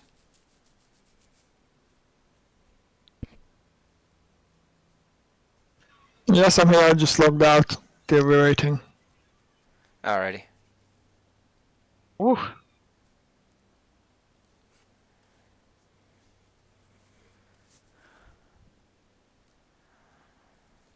Okay. That's why we're hanging tight. Just to keep those updated that are watching. We're about to run Twilight Oasis. That was the random fractal that was chosen. Once Badoka gets back in here, we're going to go ahead and get started. Let's see. Team Rangers. I think, let me open my bags. That's something I didn't do. So for those that don't run tier 4s, you can see what, you can possibly see what a tier 4 run would bring in terms of loots. So we'll see what happens here. Alright, here we go. Initiate. Not too much. Not too much. Just a little taste. Just a little taste. Oh, this one I got an Infused Ring. Infused Rings are good, just while it's up and I have a visual for it. You can see that my rings are attuned and infused, which gives 3 slots. Infused, the suffix gives a slot, and then attuned, the prefix gives a slot. Attuning is much cheaper than infused, so if you ever get an infused ring as a drop, attune it instead if you have that option, as opposed to infusing an attuned ring, if you had to choose one or the other. Price difference is incredible. Tier 3. Oh, got a golden fractal focus. Heck yeah. Let's do these one at a time, like a lot of streamers do. Ooh, last one. I got a +3 Agony Infusion from my master chest. Heck yeah. That's sick. Alright. Let's get on with it. Oops. Should I bring Thief for stealth? Or will... Nah, we should just... We have Druid, we don't use Thief.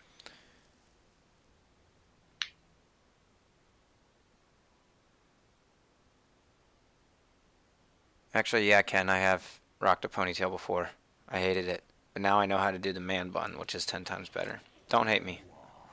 I do man buns.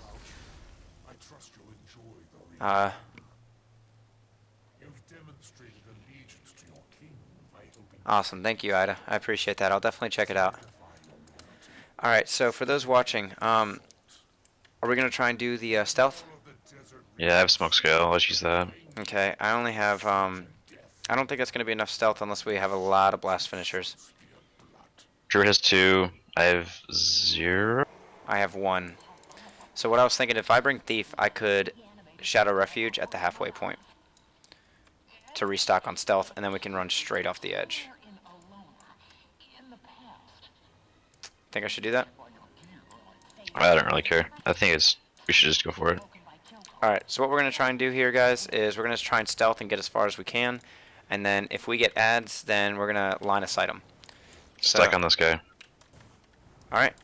Ready? 3. Ready, stick, go. Yep. Use your blast finishers now. And then go when Doom says so. Yep, go for it. Cool. So follow us. Follow us. Follow the target. Go straight. Alright, stealth 4 off. So what we're going to do, keep running, keep running, keep running, go straight off the edge. Right off the edge, right off the edge. And what we're going to do is we're going to line of sight right into this corner.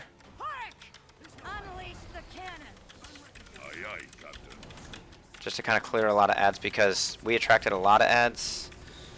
And there's no way, like, look at all these veterans that we just got. So what we want to do is typically, when you get to that halfway point where I was showing my personal waypoint on the map just a second ago, that's where you would want to stock up on stealth, either by Mesmer Elite attack. What is it? The Mass Invisibility. Mass Invis, yeah. And then the other option would be Shadow Refuge from a Thief. Oh, I'm about to die. Okay. And so the bummer here is that you can't outrun the distance of these guys. Even like the farthest you can run at the moment until you clean that sandbinder out is all the way at the back of this arena, right here where I'm pinging on the map. But the ads all the way from the beginning will follow you all the way to that point. So if you attract any ads, you have to clear them, unless you have some incredible heals. Yeah, a lot of groups try to just DPS the sandbinder before the ads get to there, which works like half the time. Yeah.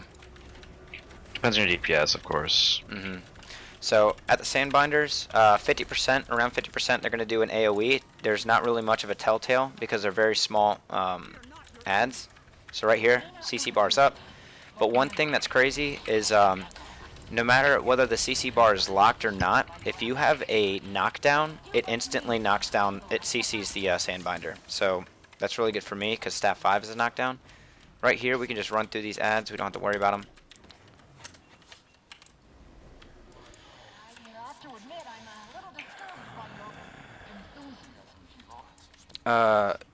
Guys, what is the alternative to Harrier stats for Druid? If there are There's options. Magi's is not that great. It's not that great, but it's the cheapest and easiest to pull off. As far as If you're in Fractals, if you're doing Fractals only, Minstrels is okay. The issue with Minstrels is if you ever want to do raids, there are mechanics in raids where the person with the highest toughness is targeted by the boss, and typically you want to keep that to be the Mesmer. But if you have full Minstrels on your Druid, you're gonna out toughness the Mesmer and you'll get wrecked. So that's kind of an issue with Minstrels. But a lot of people use Magi's Minstrels combos. It's okay, but Harriers is by far what you want. Alright, Badoka's down. So we're gonna okay, hit 1%. Right here, 75%. This is gonna, all you need to do right here is get them to 75%. So here's something that I want us to try right quick. Actually, let me see, make sure everyone's in here. Okay, everyone's in here. Everyone GG, but do not respawn. So do not, when it says respawn, do not hit retry from checkpoint. So I'm gonna go ahead and GG.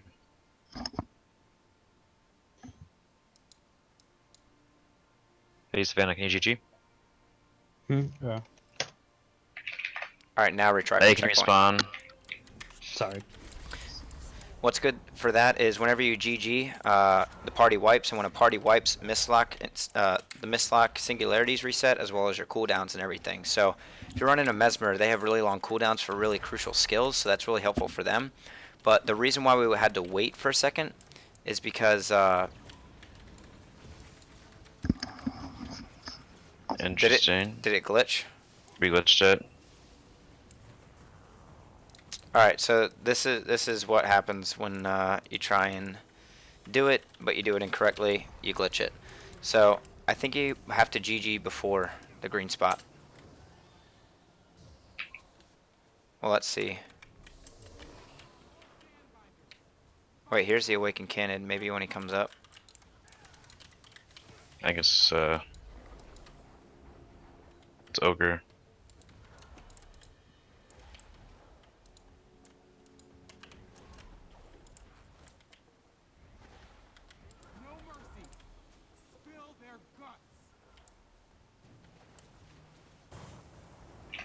Nope, we glitched it. Let's all try GGing real quick, see if it resets. If it doesn't, then we'll have to restart.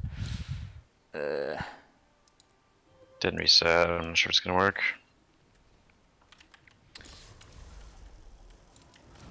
So I've never actually had it glitch on me, so still Yep. determined. Alright Yep. guys, sorry for those watching, we're gonna have to restart.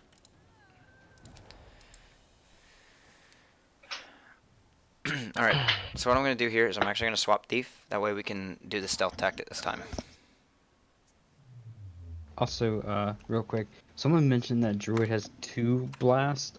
I know Staff 3 is a blast finisher. What's the other one? Warhorn 5. Or hun- CA3 as well is also a blast. You have 3 blasts, but 2 accessible out of CA. At the start of the Fractal, if we have someone GG for me, I can cast that off.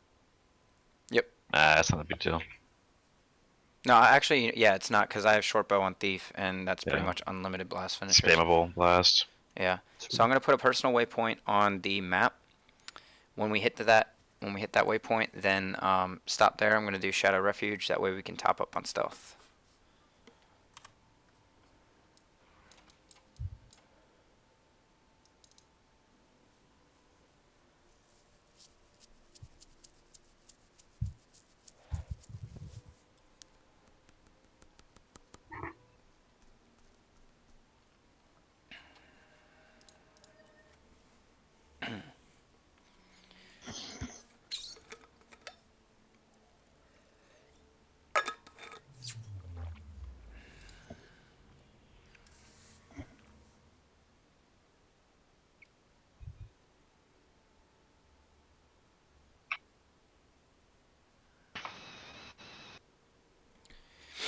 All right. There you are. We've started without you. I trust you'll enjoy the reunion. You've demonstrated Awesome. Thank you, Ida. to your king by helping track these dogs. All right. So let me set the waypoint. All right. So look on the minimap where the waypoint's at. It's gonna be real close. It's gonna be behind that rock halfway through. The desert agency that define me. So I'm actually gonna do. Cool. I have it. All right. Ready whenever you guys are. Okay. Smoke in 3, 2, 1, go. Try not to leave too quick, because you're missing out on some stealth. Alright, everyone on me, everyone on me. Gonna drop Shadow Refuge in 3, 2, 1. Here we go. Don't move outside, do not move outside. And go. Go straight off. Go straight off. And then once we're all down, we'll be good. Nice. Nice job, guys.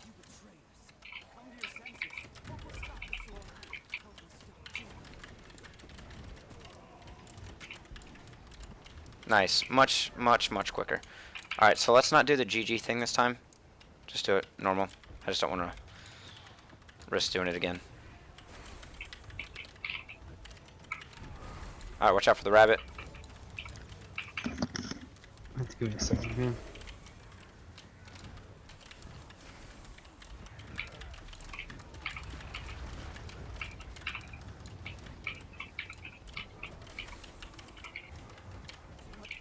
Alright, CC.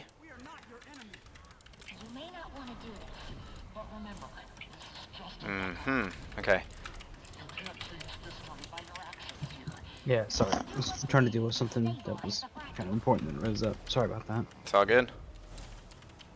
Oh, Shadow Refuge being good for something.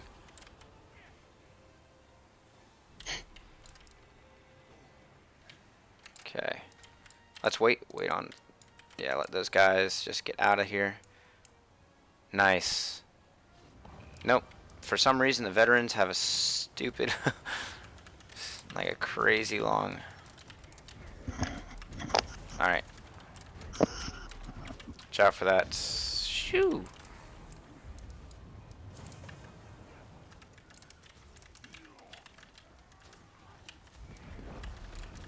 Wipes for a sprig die, baby. That's what I'm talking about. Worth.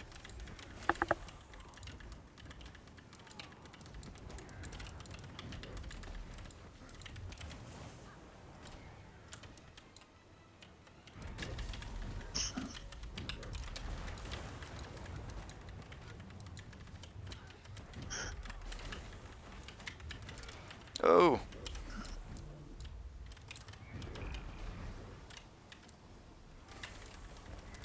Wow, what the feck?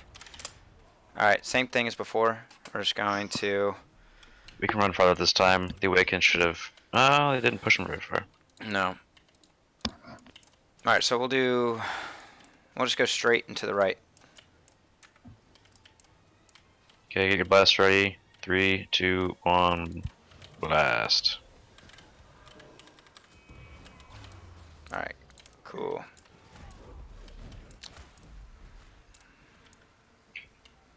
Alright, stealth on me.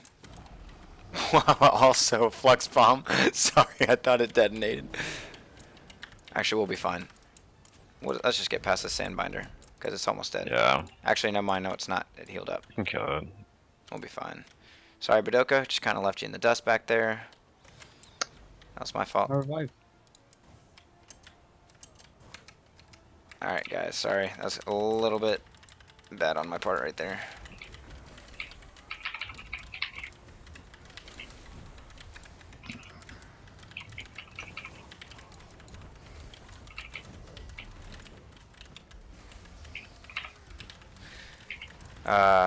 Erevan, the rabbit, will one-shot you.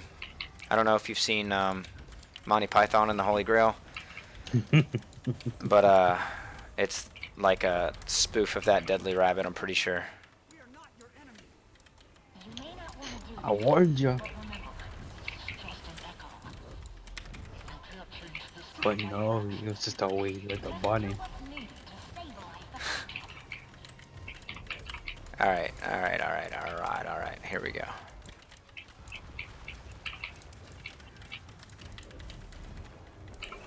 And there we go. Nice. Alright. Let me get out of Gimbot. Okay. Go and respawn. Oh. Here we go.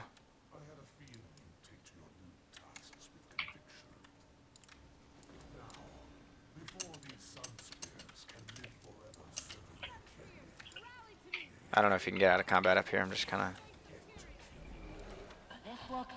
Should we just GG? Let him respawn and run back? Yeah. Doing that, yeah. There we go. Forgot about that checkpoint. At least this GT worked.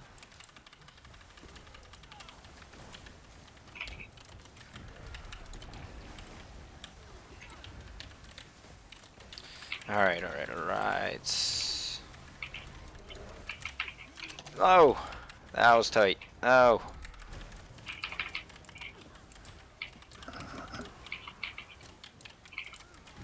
We have social anxiety. Or social... Social anxiety. I mean, it's social awkwardness. I don't know, do we? Do we have social anxiety? I knew it was an A word, I just couldn't exactly piece it together.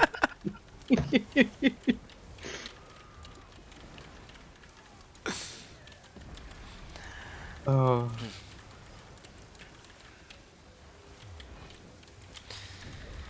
Aravind, yes, this will get a guide at some point. I could actually show you where it's at on my list. Give you guys a little sneak peek here in just a second while we're waiting for us to respawn. I have my guides planned out for the order that I'll finish them in. I play Guild Wars to escape my social anxiety. And then it gives me social anxiety as an instability. Alright, here we go. Let's see. There we go. Alright, so here's the order that I have. So I did Nightmare, I'm working on Snowblind. Underground Facility, Twilight Oasis is fifth in the queue. Then I got Cliffside, Uncategorized, Molten Furnace, Molten Boss, Shattered Observatory is 10, Solid Ocean, Swampland, Aquatic, Aetherblade, Mytrin's 15, Volcanic, Chaos, Urban Battleground, Thalmanova Reactor. Now, that's the plan. I don't know if I'll stick to it. I might do that a little out of order depending on the guide or whatever, but that's the tentative plan at the moment. So that's the first time I've showed anyone that. I don't know. I didn't plan to show anyone that, but you guys kind of know what I have in the works.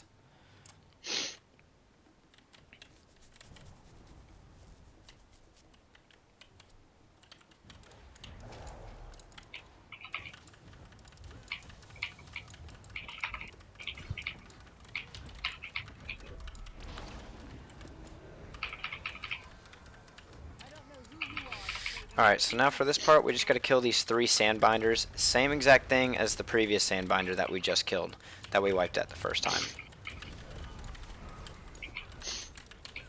Alright, so CC. Nice. So the reason why CC was really important last time was because, holy crap, my screen is glowing. Because we didn't have this enhanced reflexes special action key, so we couldn't jump over the high wall. So I think I know why I'm lagging, because I have my graphics set like way too high. Yeah, this is a Fractal. You definitely don't want to have your graphics settings up. I was trying to be extra with a stream thumbnail earlier. There we go. There we go. That's better. Now everything's kind of darker, but that's better. So now after we get through this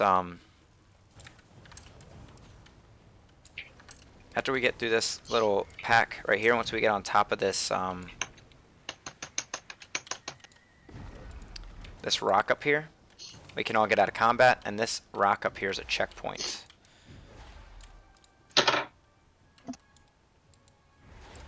So to get out of combat, just come over this way. This game has decided that it doesn't want to register my dodge rules. Canes, you fell all the way off the edge, did you? No, you didn't. On my screen, you ran all the way off the edge. Alright, you should be able to not spawn. Here, supersize me, come this way. If you're in combat, just go ahead and GG. Yeah, there we go. Good idea. So if the Druid dies, hey, who do I Bardoka, blame? can you GG? Alright, never mind. He already spawned. Sorry, my fault. Alright, we can run past all these ads.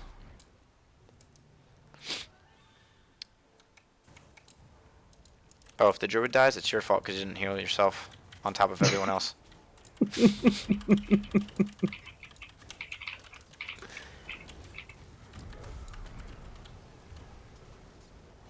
Dude, I gotta tell you, these archers or defenders are really annoying. Holy riboflavin, holy crap, dude. This is like ridiculous AoEs with misconvergence. Let's not mention Last Laugh and Flux Bomb. It's an AoE fest. Speak of the devil, be sure to call.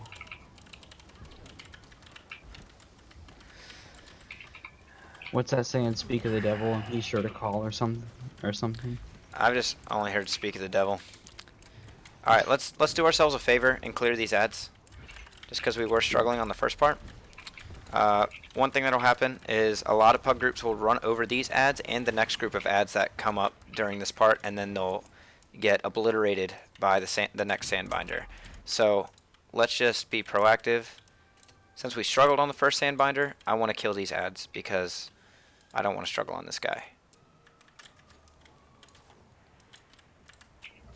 Oh, these tornadoes absorb projectiles. Okay. Didn't know that.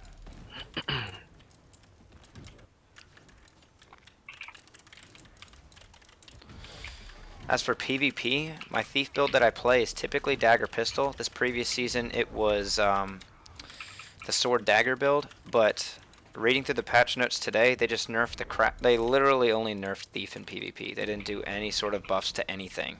They reduced the damage to everything, which is kind of rough. So I have no idea what I'm going to play next season. They didn't nerf anything on Deadeye. That's super cheesy though. It's a super cheesy build, so we'll see what happens. Might go back to dagger pistol interrupt build, but the Revenant pretty much got nerfs, except it got buffs to Renegade, so maybe I'll try a Renegade build for Revenant. I never really play Renegade, so I don't know. We'll see. Is sword pistol thief still viable? Or do they...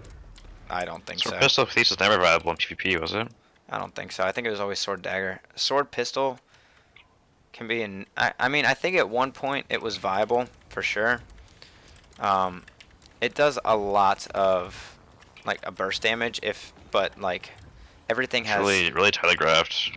Yeah, it's very telegraphed, so it's very easy to dodge. And there's so many different stun breaks now that like it's really not a problem to avoid it. And Sure. Thief is super glassy, and it's with all the conditions, you cannot sustain like a second of Scourge damage for the most part. Yeah, it is Yeah. ridiculous. There was a Conde sword dagger build that got nerfed quite a bit in damage a couple seasons ago. CC? That's remember.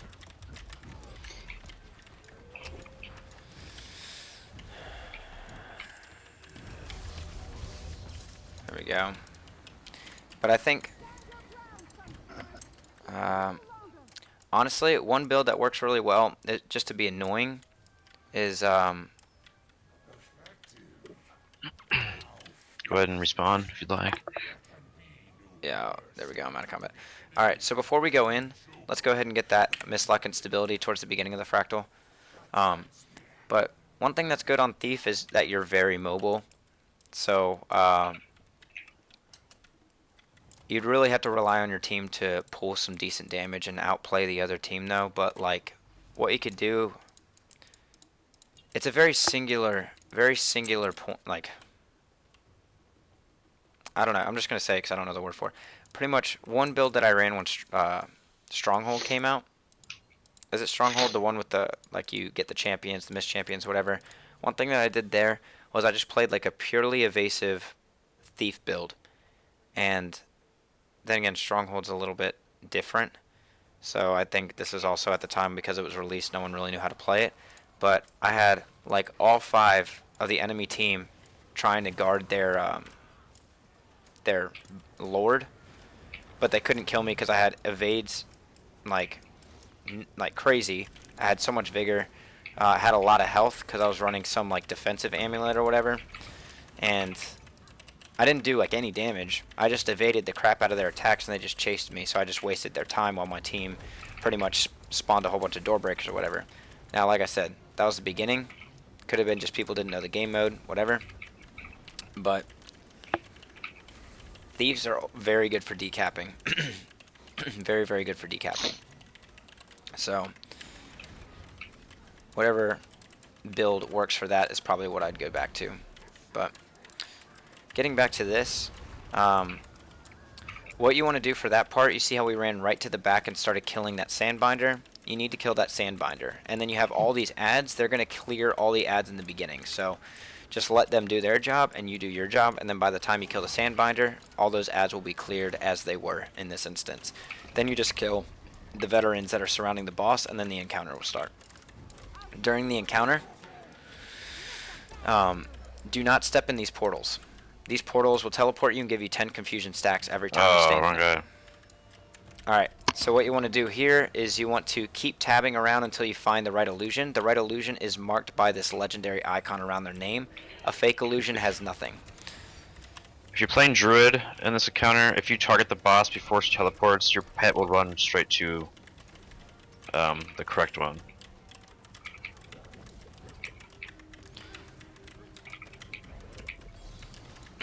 So the goal with this is to just get past this phase if your party's not good at this fractal. Because at the end of this phase, you can see that we have this determination buff. That means when you complete the phase, then everyone that's dead will become resurrected.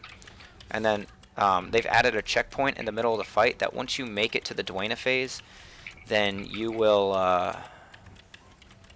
start. If you wipe, then you will start back at that point.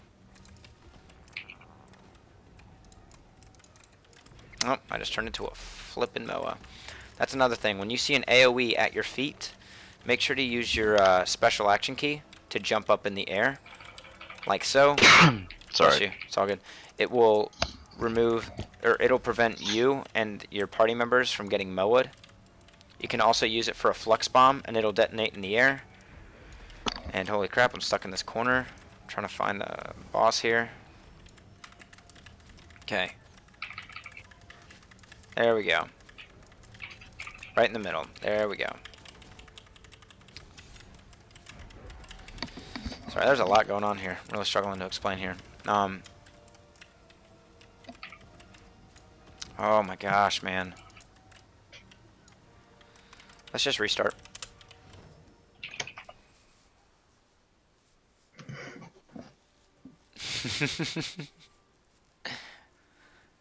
Okay. I thought of that myself, Mira. What are you talking about? Yeah, you can dodge Moa.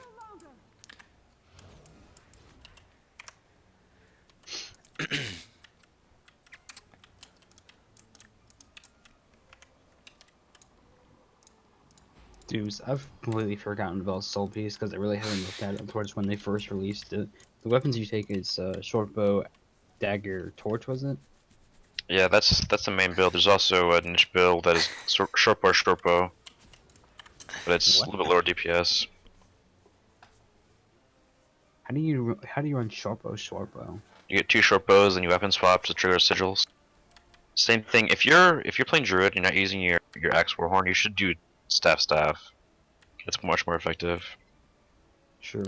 I just have warhorn even for raids where I'll just precast warhorn 5 before every fight. Yeah. And use that to keep up fury uptime.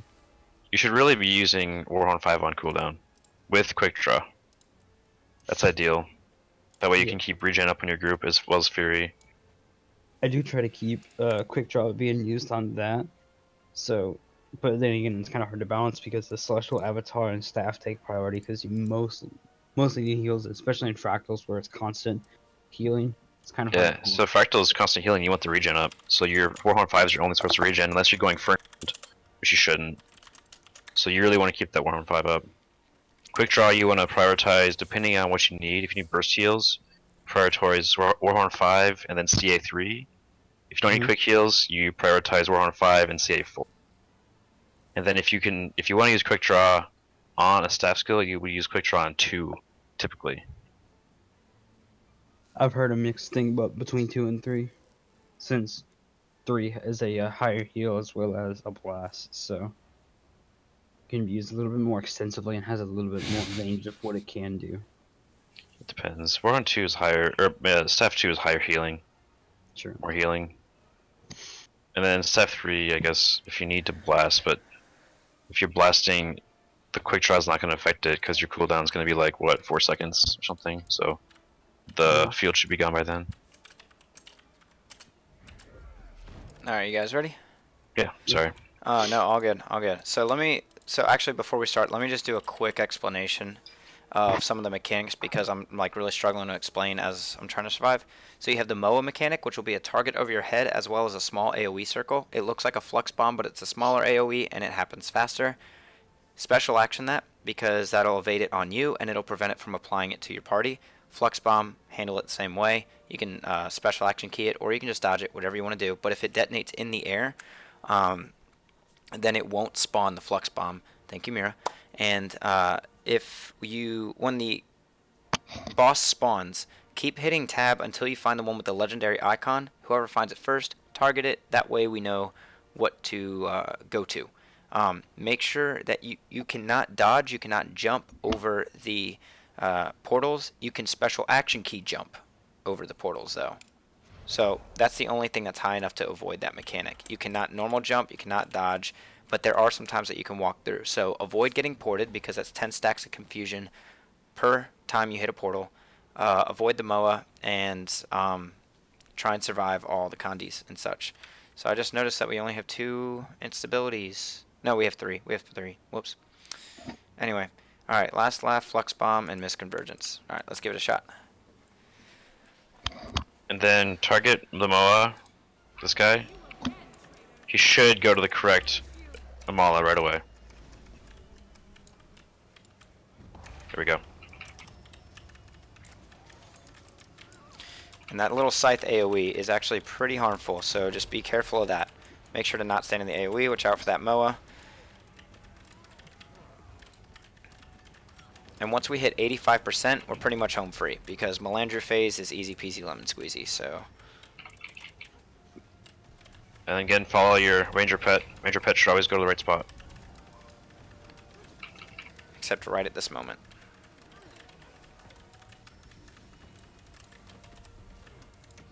There we go. Now once you get the target once and she starts teleporting around, it's pretty much the first tab target that you get. It'll always be the legendary, like the first or second, at least that I've noticed in my experience. I'm not sure why that is. Sometimes you can actually see where she teleports to as well. By where, like when she does like the little glass animation where the glass breaks, whichever illusion the glass breaks on when it stops moving, then that's her. So almost there. Right in the center. Ah, can't move. Alright, get ready. CC phase here in just a second. I couldn't even Oh move. man. CC at that. A little too late on that. All good. We should have. Frick. Oh my gosh. Okay, MOA. Careful on these MOAs, guys.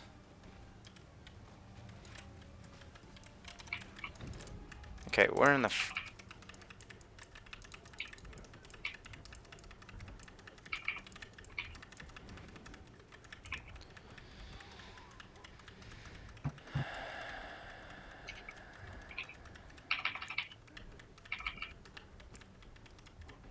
Alright, no, we don't have enough CC anyway. Hit the GG.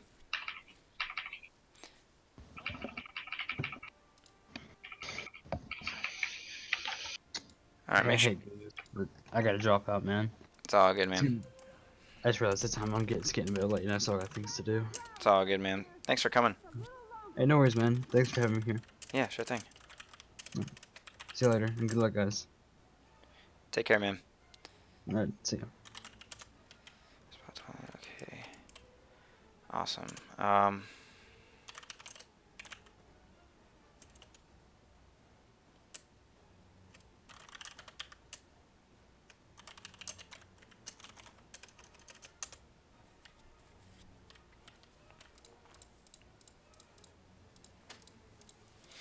Okay.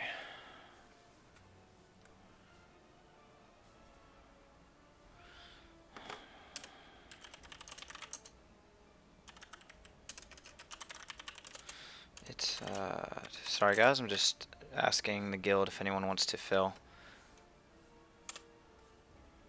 our last use your Badoka.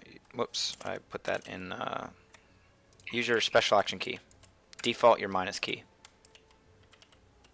Like right when it's about to channel or right before it channels. I mean, honestly, the animation happens so quick. As soon as you see the AoE circle on it, you'll be in the air long enough for it to fully channel.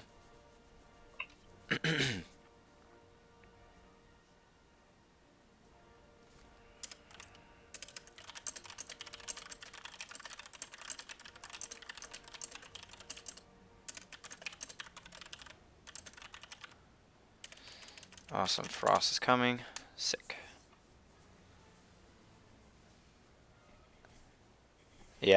You just gotta watch your feet.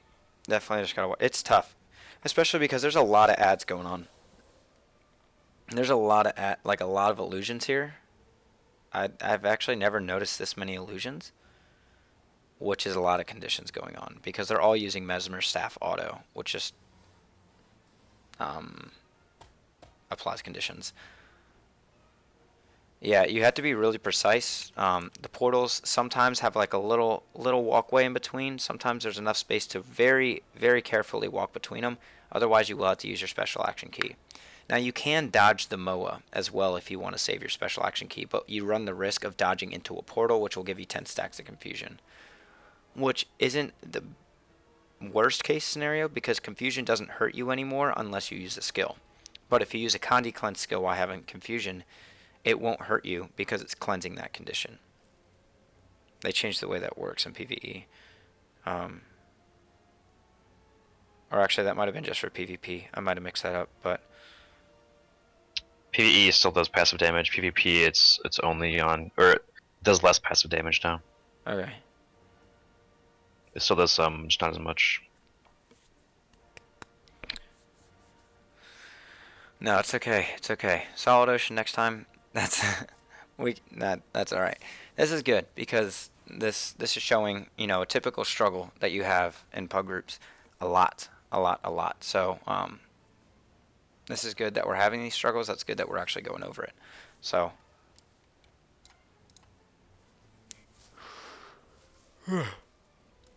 Hello.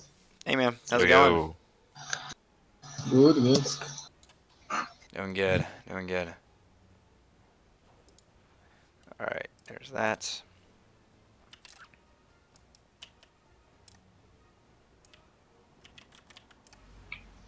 All right.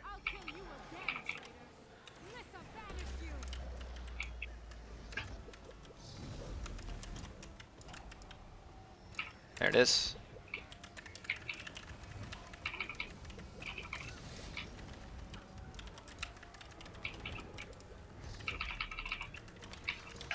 So you can see how I had that MOA AoE and I just jumped and it avoided hitting me and anyone else. That was very helpful. Now she's changing locations. I'm going to tab till I find her. She's all the way on that side. So now I'm going to run through that. I hit a portal. So I can run through the side right here.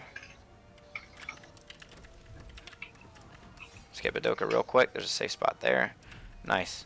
Okay, she changed locations. There we go. She's all the way on the other side. Oh, look at that. 10 stacks of confusion. Man. Okay, now where's she at? Right there in the back. Jump over the portal. Boom, boom. Okay, I'm getting mowed. If you have MOA, try to jump, please. Okay.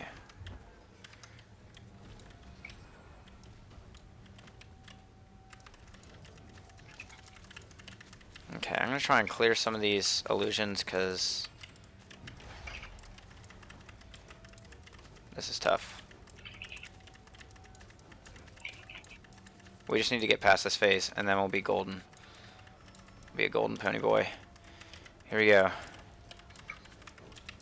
Boom.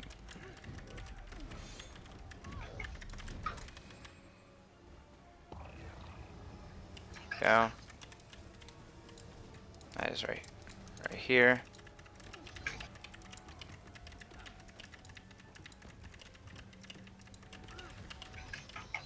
Oh my god. Okay.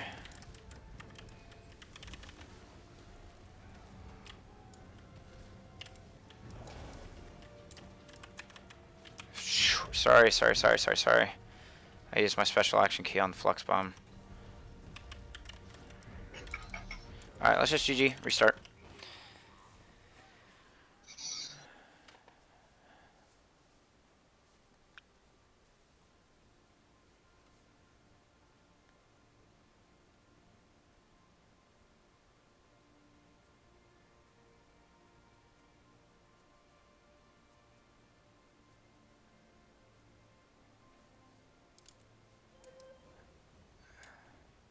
Alright. If you don't have the instability, come grab it real quick. Or you could all use a second life. Alright, see you, Mira. Thanks for coming on.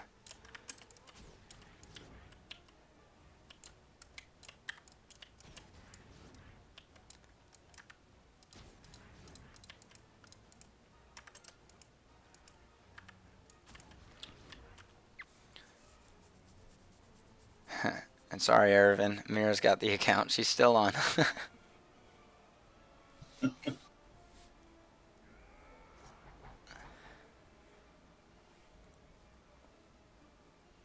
Nah, that comes with it. Yeah, they do, Dodd. Yeah, one person had to leave because it was getting late for him, Ida. So we got another.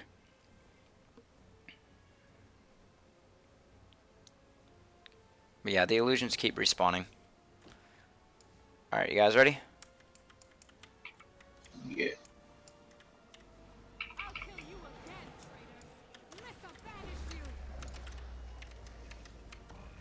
Here we go, near the entrance, next to Bunny. Watch out for that Bunny. That'll suck if you get hit by that.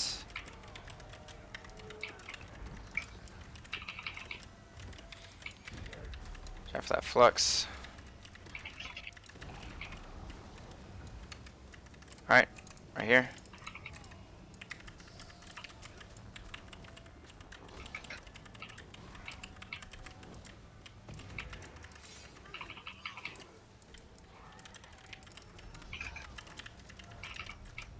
Alright, over this way.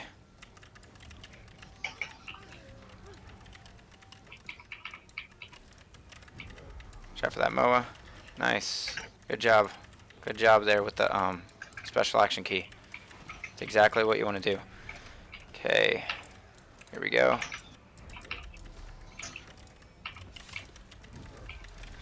Almost there. Almost there. Almost at 85. There we go. Now we need a CC. Ah, frick. I am Moa. I got it. Cool.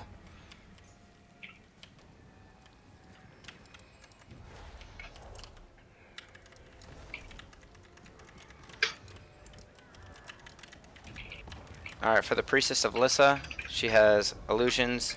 Only one will be, every 25% she'll swap locations and leave an illusion in her place. So just be careful of that.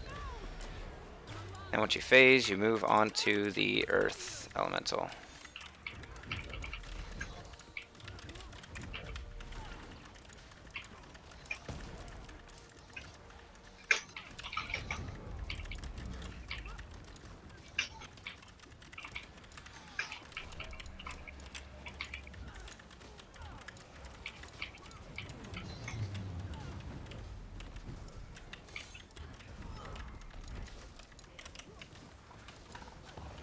I'm gonna be. Hey, that was good. That was good. That's exactly how you want to handle flux bombs. Right on your party.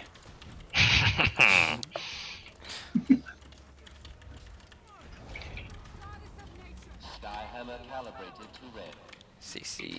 Subjects may experience dizziness, confusion, and death.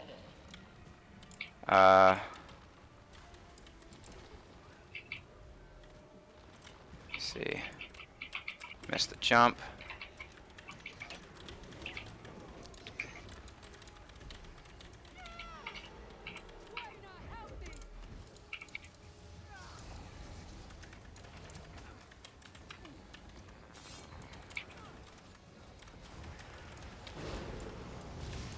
Alright, so for this attack, so you got the shockwaves. You want to either dodge through those or you want to use your special jump. Let's see. These are kind of just like buy phases. These aren't too big of a deal. These are easy to avoid. This attack right here, she starts channeling and then you get this personalized lightning at your feet. This dazes you every single time it hits you, so you want to avoid standing still, and you want to avoid following someone because they're getting it as well.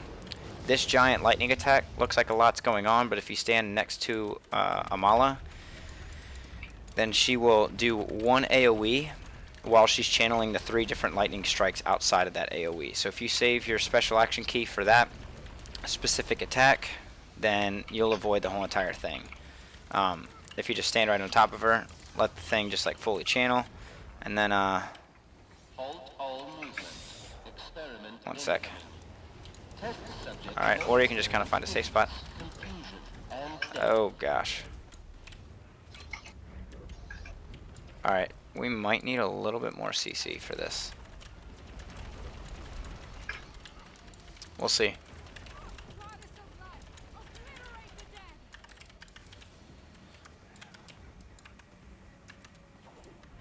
Nice. Hey. All right, get banners, and then we'll get the priestess. All right, cool. Up, priestess, and then we'll have everyone respawn.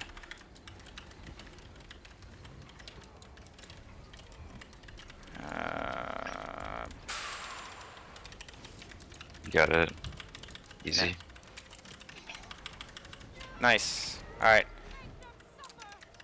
All right, everyone stack on Grenth, and let Dooms heal us through. Oh, Maybe. let's cast my spirit. Alright, jump.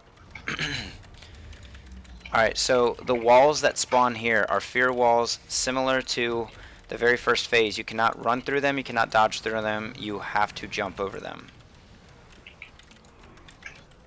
We just gotta get her to 25% though. Just 25%, and then we're good.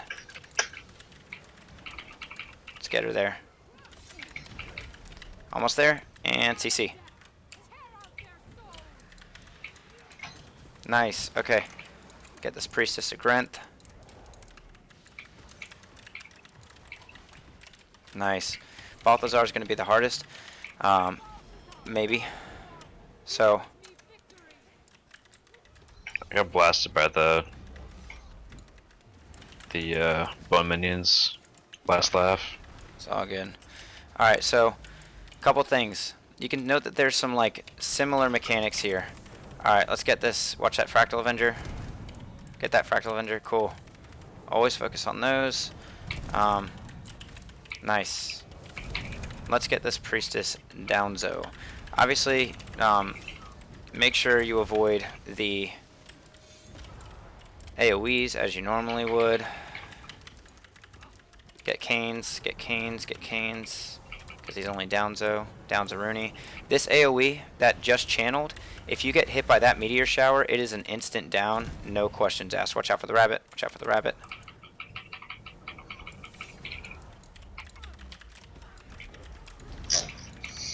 Okay, watch out for that rabbit.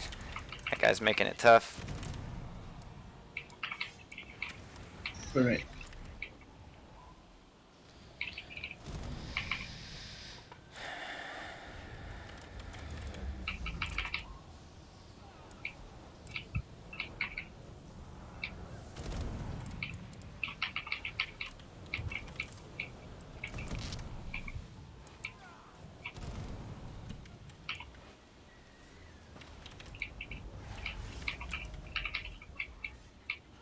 I'm trying to get banners up.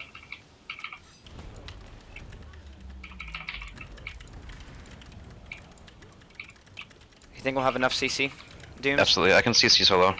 Okay. So we'll CC, then we'll get banners, and then we'll CC again and get someone else. Just because we will need a good amount of damage for the next part, because these 4 vets are kind of tough. So this is a part where, this is something to note for those watching. When you are in a pinch like this, you want to kind of be calm, take it slow. You don't need to GG just because everyone in your party's dead. Just play a little smart. Get the boss. Understand. This is where understanding the mechanics is really good, because one sec. Because now we know that, okay, when we phase her, we'll just CC her, and then we can res people.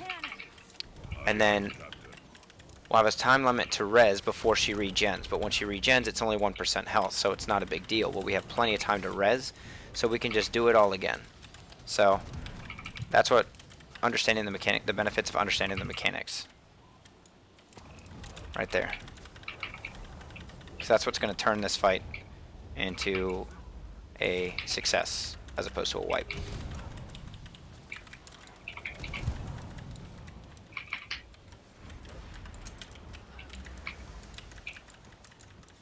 And also understanding that you can jump those shockwaves is a huge thing, because if I wasn't jumping those shockwaves, I wouldn't have had the endurance to dodge some of these mechanics. We got phase coming up at 5% here in just a moment. And phase.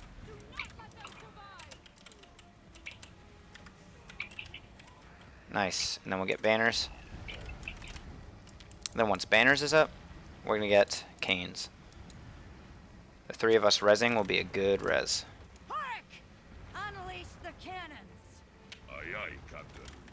Watch out for these AoEs.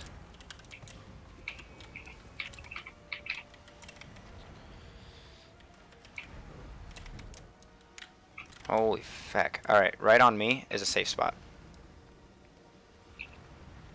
Alright, watch out. Get out. Come on, man. No, come on. We can just 2-man, 3-man. This Okay. last part be safer, I think. Okay. Alright.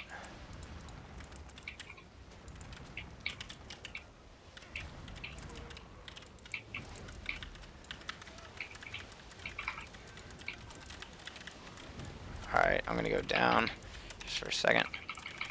No, I don't think. Well,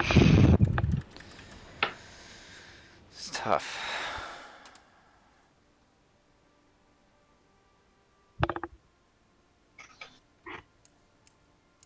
Wait, what?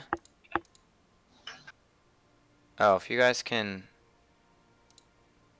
Should I use a res orb? Alright, you guys got a CC. A little bit more CC, a little bit more CC. Pull that Greatsword 5. Pull the Greatsword 5. Oh man, if you pulled that Greatsword 5, you probably would have had it, man.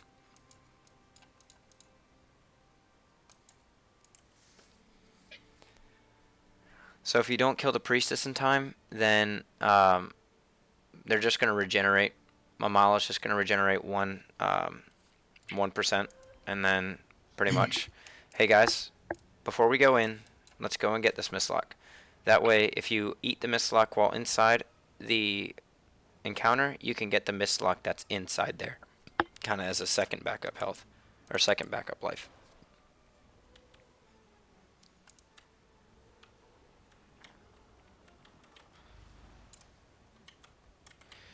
So, the main one that you, like, one go-to attack to use your special action key for would be the Shockwave. That is an attack that applies to all phases of her. But then each phase has, like, some very hard-hitting attacks that you also could use your special action key for. Pretty much your special action key is a very long duration evade, and it gets you high enough to avoid a lot of mechanics. So, use your special action key for the Shockwave, for the MOA on the first phase, for the any sort of CC on the second phase, for the lightning strikes on the third phase, for the pretty much any mechanic on Grenth phase, and then Balthazar phase. There's a meteor shower, a large AOE. If you get hit by that, you're one shot. Then you want to use your special action key there if you don't have any evades. Alrighty. So let's go ahead and jump in. Do not interact with that singularity because we all already got ours, so we don't want to waste it. Alright, so we're starting at the Duena phase because we already completed the first two. So this attack, I can use my special action key here and it gives me a break from some of the mechanics. That's the Shockwave. I could also use my special action key for, or I could dodge. And guys, try and stick on the boss or on Dooms because Dooms is the healer. And if you're not on Dooms and you're taking damage, then that's kind of on you. And jump. Just get her to 45. Get off the boss. There we go. And jump. Alright, get super.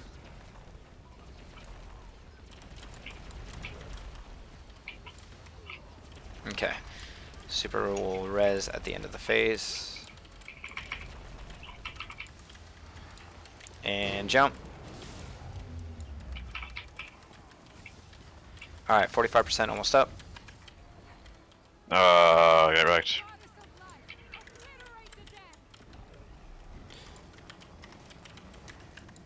Ah, Make sure you're shiza. not running in front of somebody else when you're using the electric. Yeah. You're getting blasted by electric. Okay. Here we go.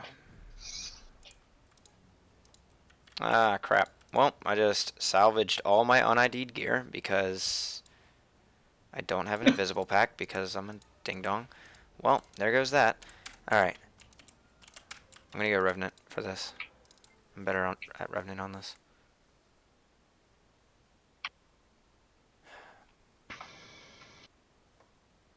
I got like one more try left. I gotta work early. Yeah, I gotta work early in the morning as well. I'll be up in 5 hours. Alright, so this is gonna be the time that we get it.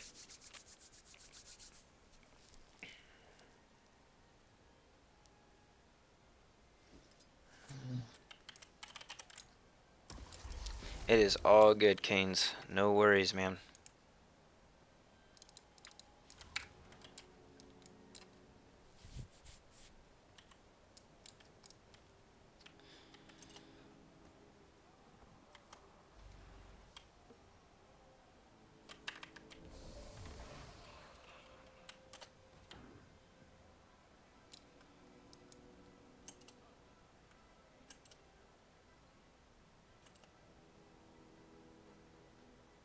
Alright, you guys ready?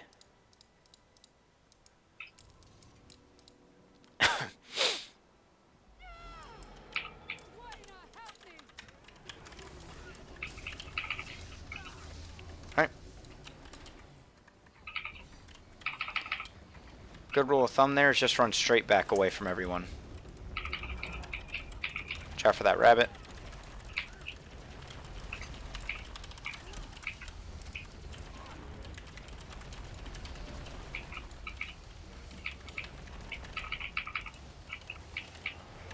Jump. Alright, Badoka, get to the boss. Actually, you know what? Go away from everyone. Alright, Canes, we actually ran on the same spot. Sorry about that.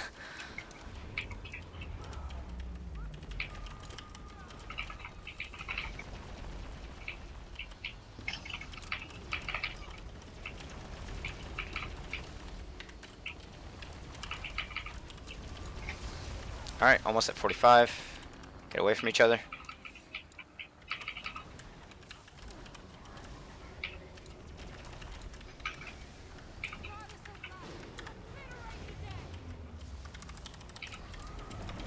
Oh my gosh, Flux Bomb. Watch those Flux Bombs, guys, because that pulses blindness and that makes us miss our CCs.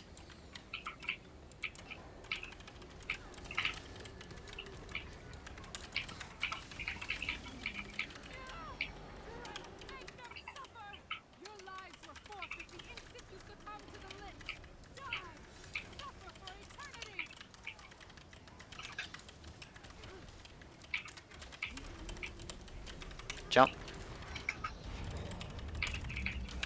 Touch. Okay, 10% till phase.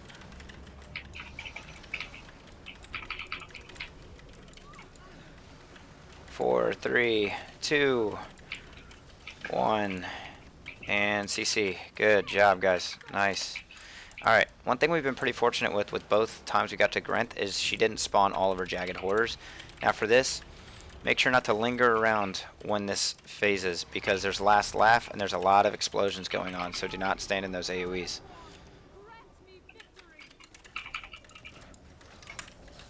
Alright, jump these shockwaves. This is the AoE that you want to special action if you're stuck within, because you see how it just instantly downed Badoka right here, or Supersize Me.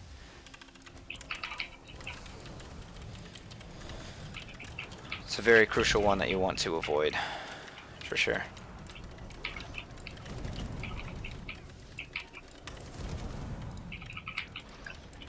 Whenever you're CC'd and you're about to take a lot of AoE damage, then use your special action key to break that stun if you don't already have Stun break.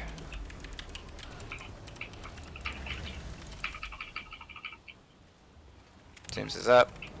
And Badoga's up. Cool. Nice, guys. Nice recovery. Alright, we got 6%, 5% till phase. 3. 1. Nice. Alright, CC. Nice.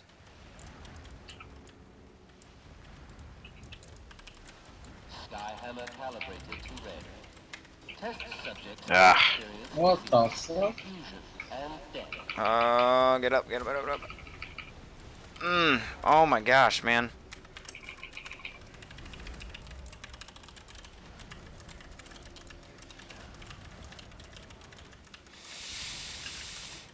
Get stun locked. Alright. We didn't make it. It's all good. Watch out for that. Almost there, though. Almost there. Almost there. I think I ate my mislock. Yeah. Okay. Dude, Fiery Tornado, can you get away from me, please? Because this is old. Like, this dude's literally following me. It's obnoxious. Okay. There's just one vet left. Yeah.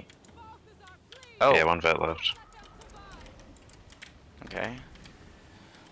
Oh my gosh, man. Why is my guy... Please tell me I just got this. Holy frick. How did I get this?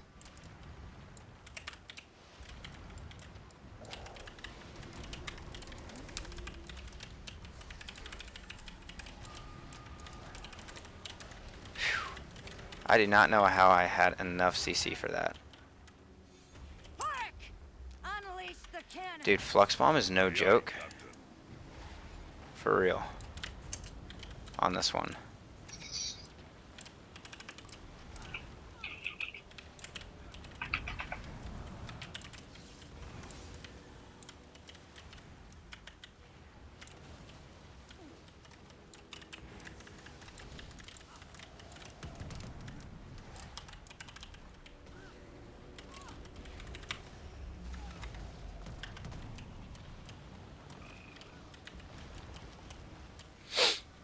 Oh my gosh.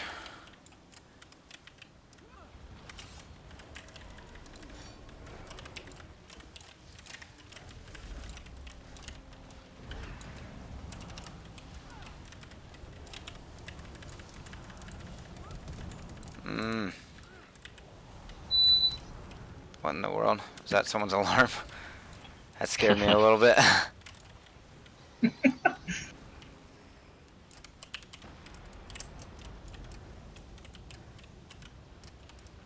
Oh.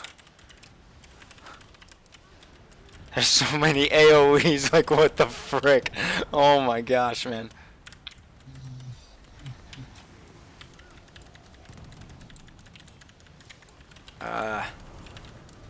There's literally so much clutter going on, it's actually kind of ridiculous.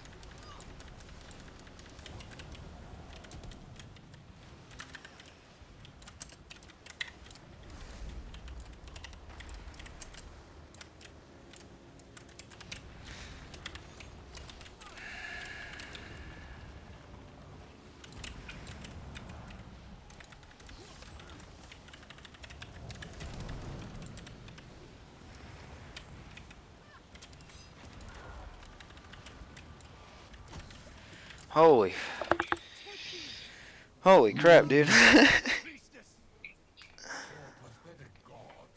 That's gross. That was obnoxious.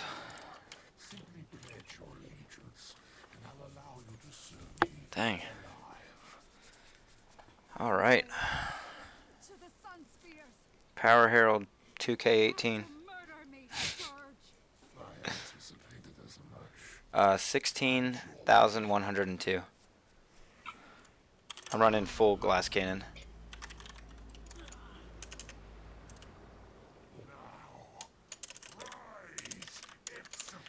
I would let you know, but I have no idea. RTPS is currently bugged. Yeah, it instantly crashes you when you try and log in with a character. Thanks, guys. Thank you. Yeah, it was the patch for sure. Man, that was nuts. That was nuts. Curse anyone who suggested us go on Twilight Oasis. Just kidding. That was fun. No, I don't think I'm gonna get that haircut. I think I'm gonna pass on that cut. Awesome. Well, that was training, guys. Thank you for coming. Alright, guys. You have a good night. I'm late for bed. All Good good. night, good night. Thanks for helping out, man, and thanks for explaining all Druid stuff. Yeah, no problem. Awesome. I'm gonna drop off of Discord real quick, guys. So thank you again for coming. See you guys later. Take care, man. Good night. Thanks. See ya.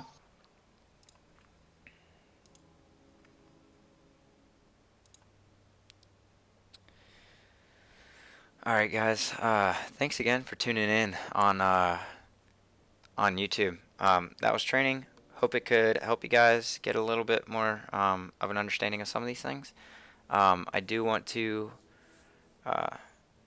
advertise that I do have, if you are learning fractals and you want to, if you need some understanding of stuff, I have done a series where I built up a character from level 80 full exotic gear all the way to full ascended 150 agony resistance between both weapon sets, so having both ascended weapon sets, full ascended gear, whatever. It took me 42 days.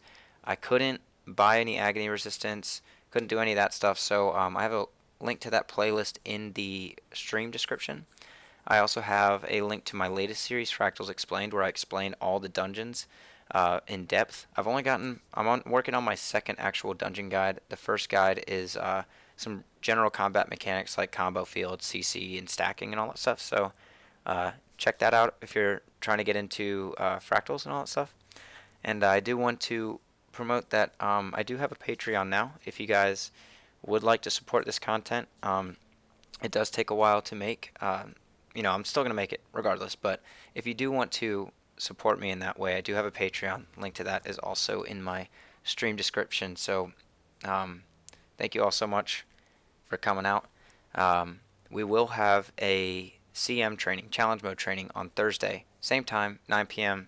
EDT. So that's going to be 99 CM, 100 CM, as well as ad infinitum collection stuff. So tier 1 through tier 4 of ad infinitum collection items and challenge modes. So tune in for that if you guys want to see how that's done. And feel free to participate. It's not just for, it's an event of our guild Mistlocked, but for the NA guild. But, if you guys watch on stream, want to come be a part of it, then definitely just send me a PM. You can just send a PM to Rayo, and that'll be good. And last thing, you're welcome to join the guild. Any fractal experience is welcome. Tier 1, newbie, very experienced, CM, whatever you want to do. We're not meta heads. I run meta. A lot of people do run meta, but we're not going to force you to do that. We are going to suggest it for certain things, but, if you need a hand at getting started in fractals, message me on Discord, or message me here, message me on YouTube, whatever, and we can get you in the guild. For NA, and we do have an EU guild. EU guild's a little bit different. I don't stream for the EU guild because event times fall midday for me, but we do have an EU guild if you're interested in joining, and we do have a leader for that. So just let me know. Send me your account name, your personal fractal level, and I'll get you in either the NA or the EU guild. Just let me know what server you're on. But all that to say, thanks again for watching, guys. Really enjoy streaming. Really cool to have you guys here talking in chat. So I will catch you guys on Thursday. Have a good night or morning, wherever you're at.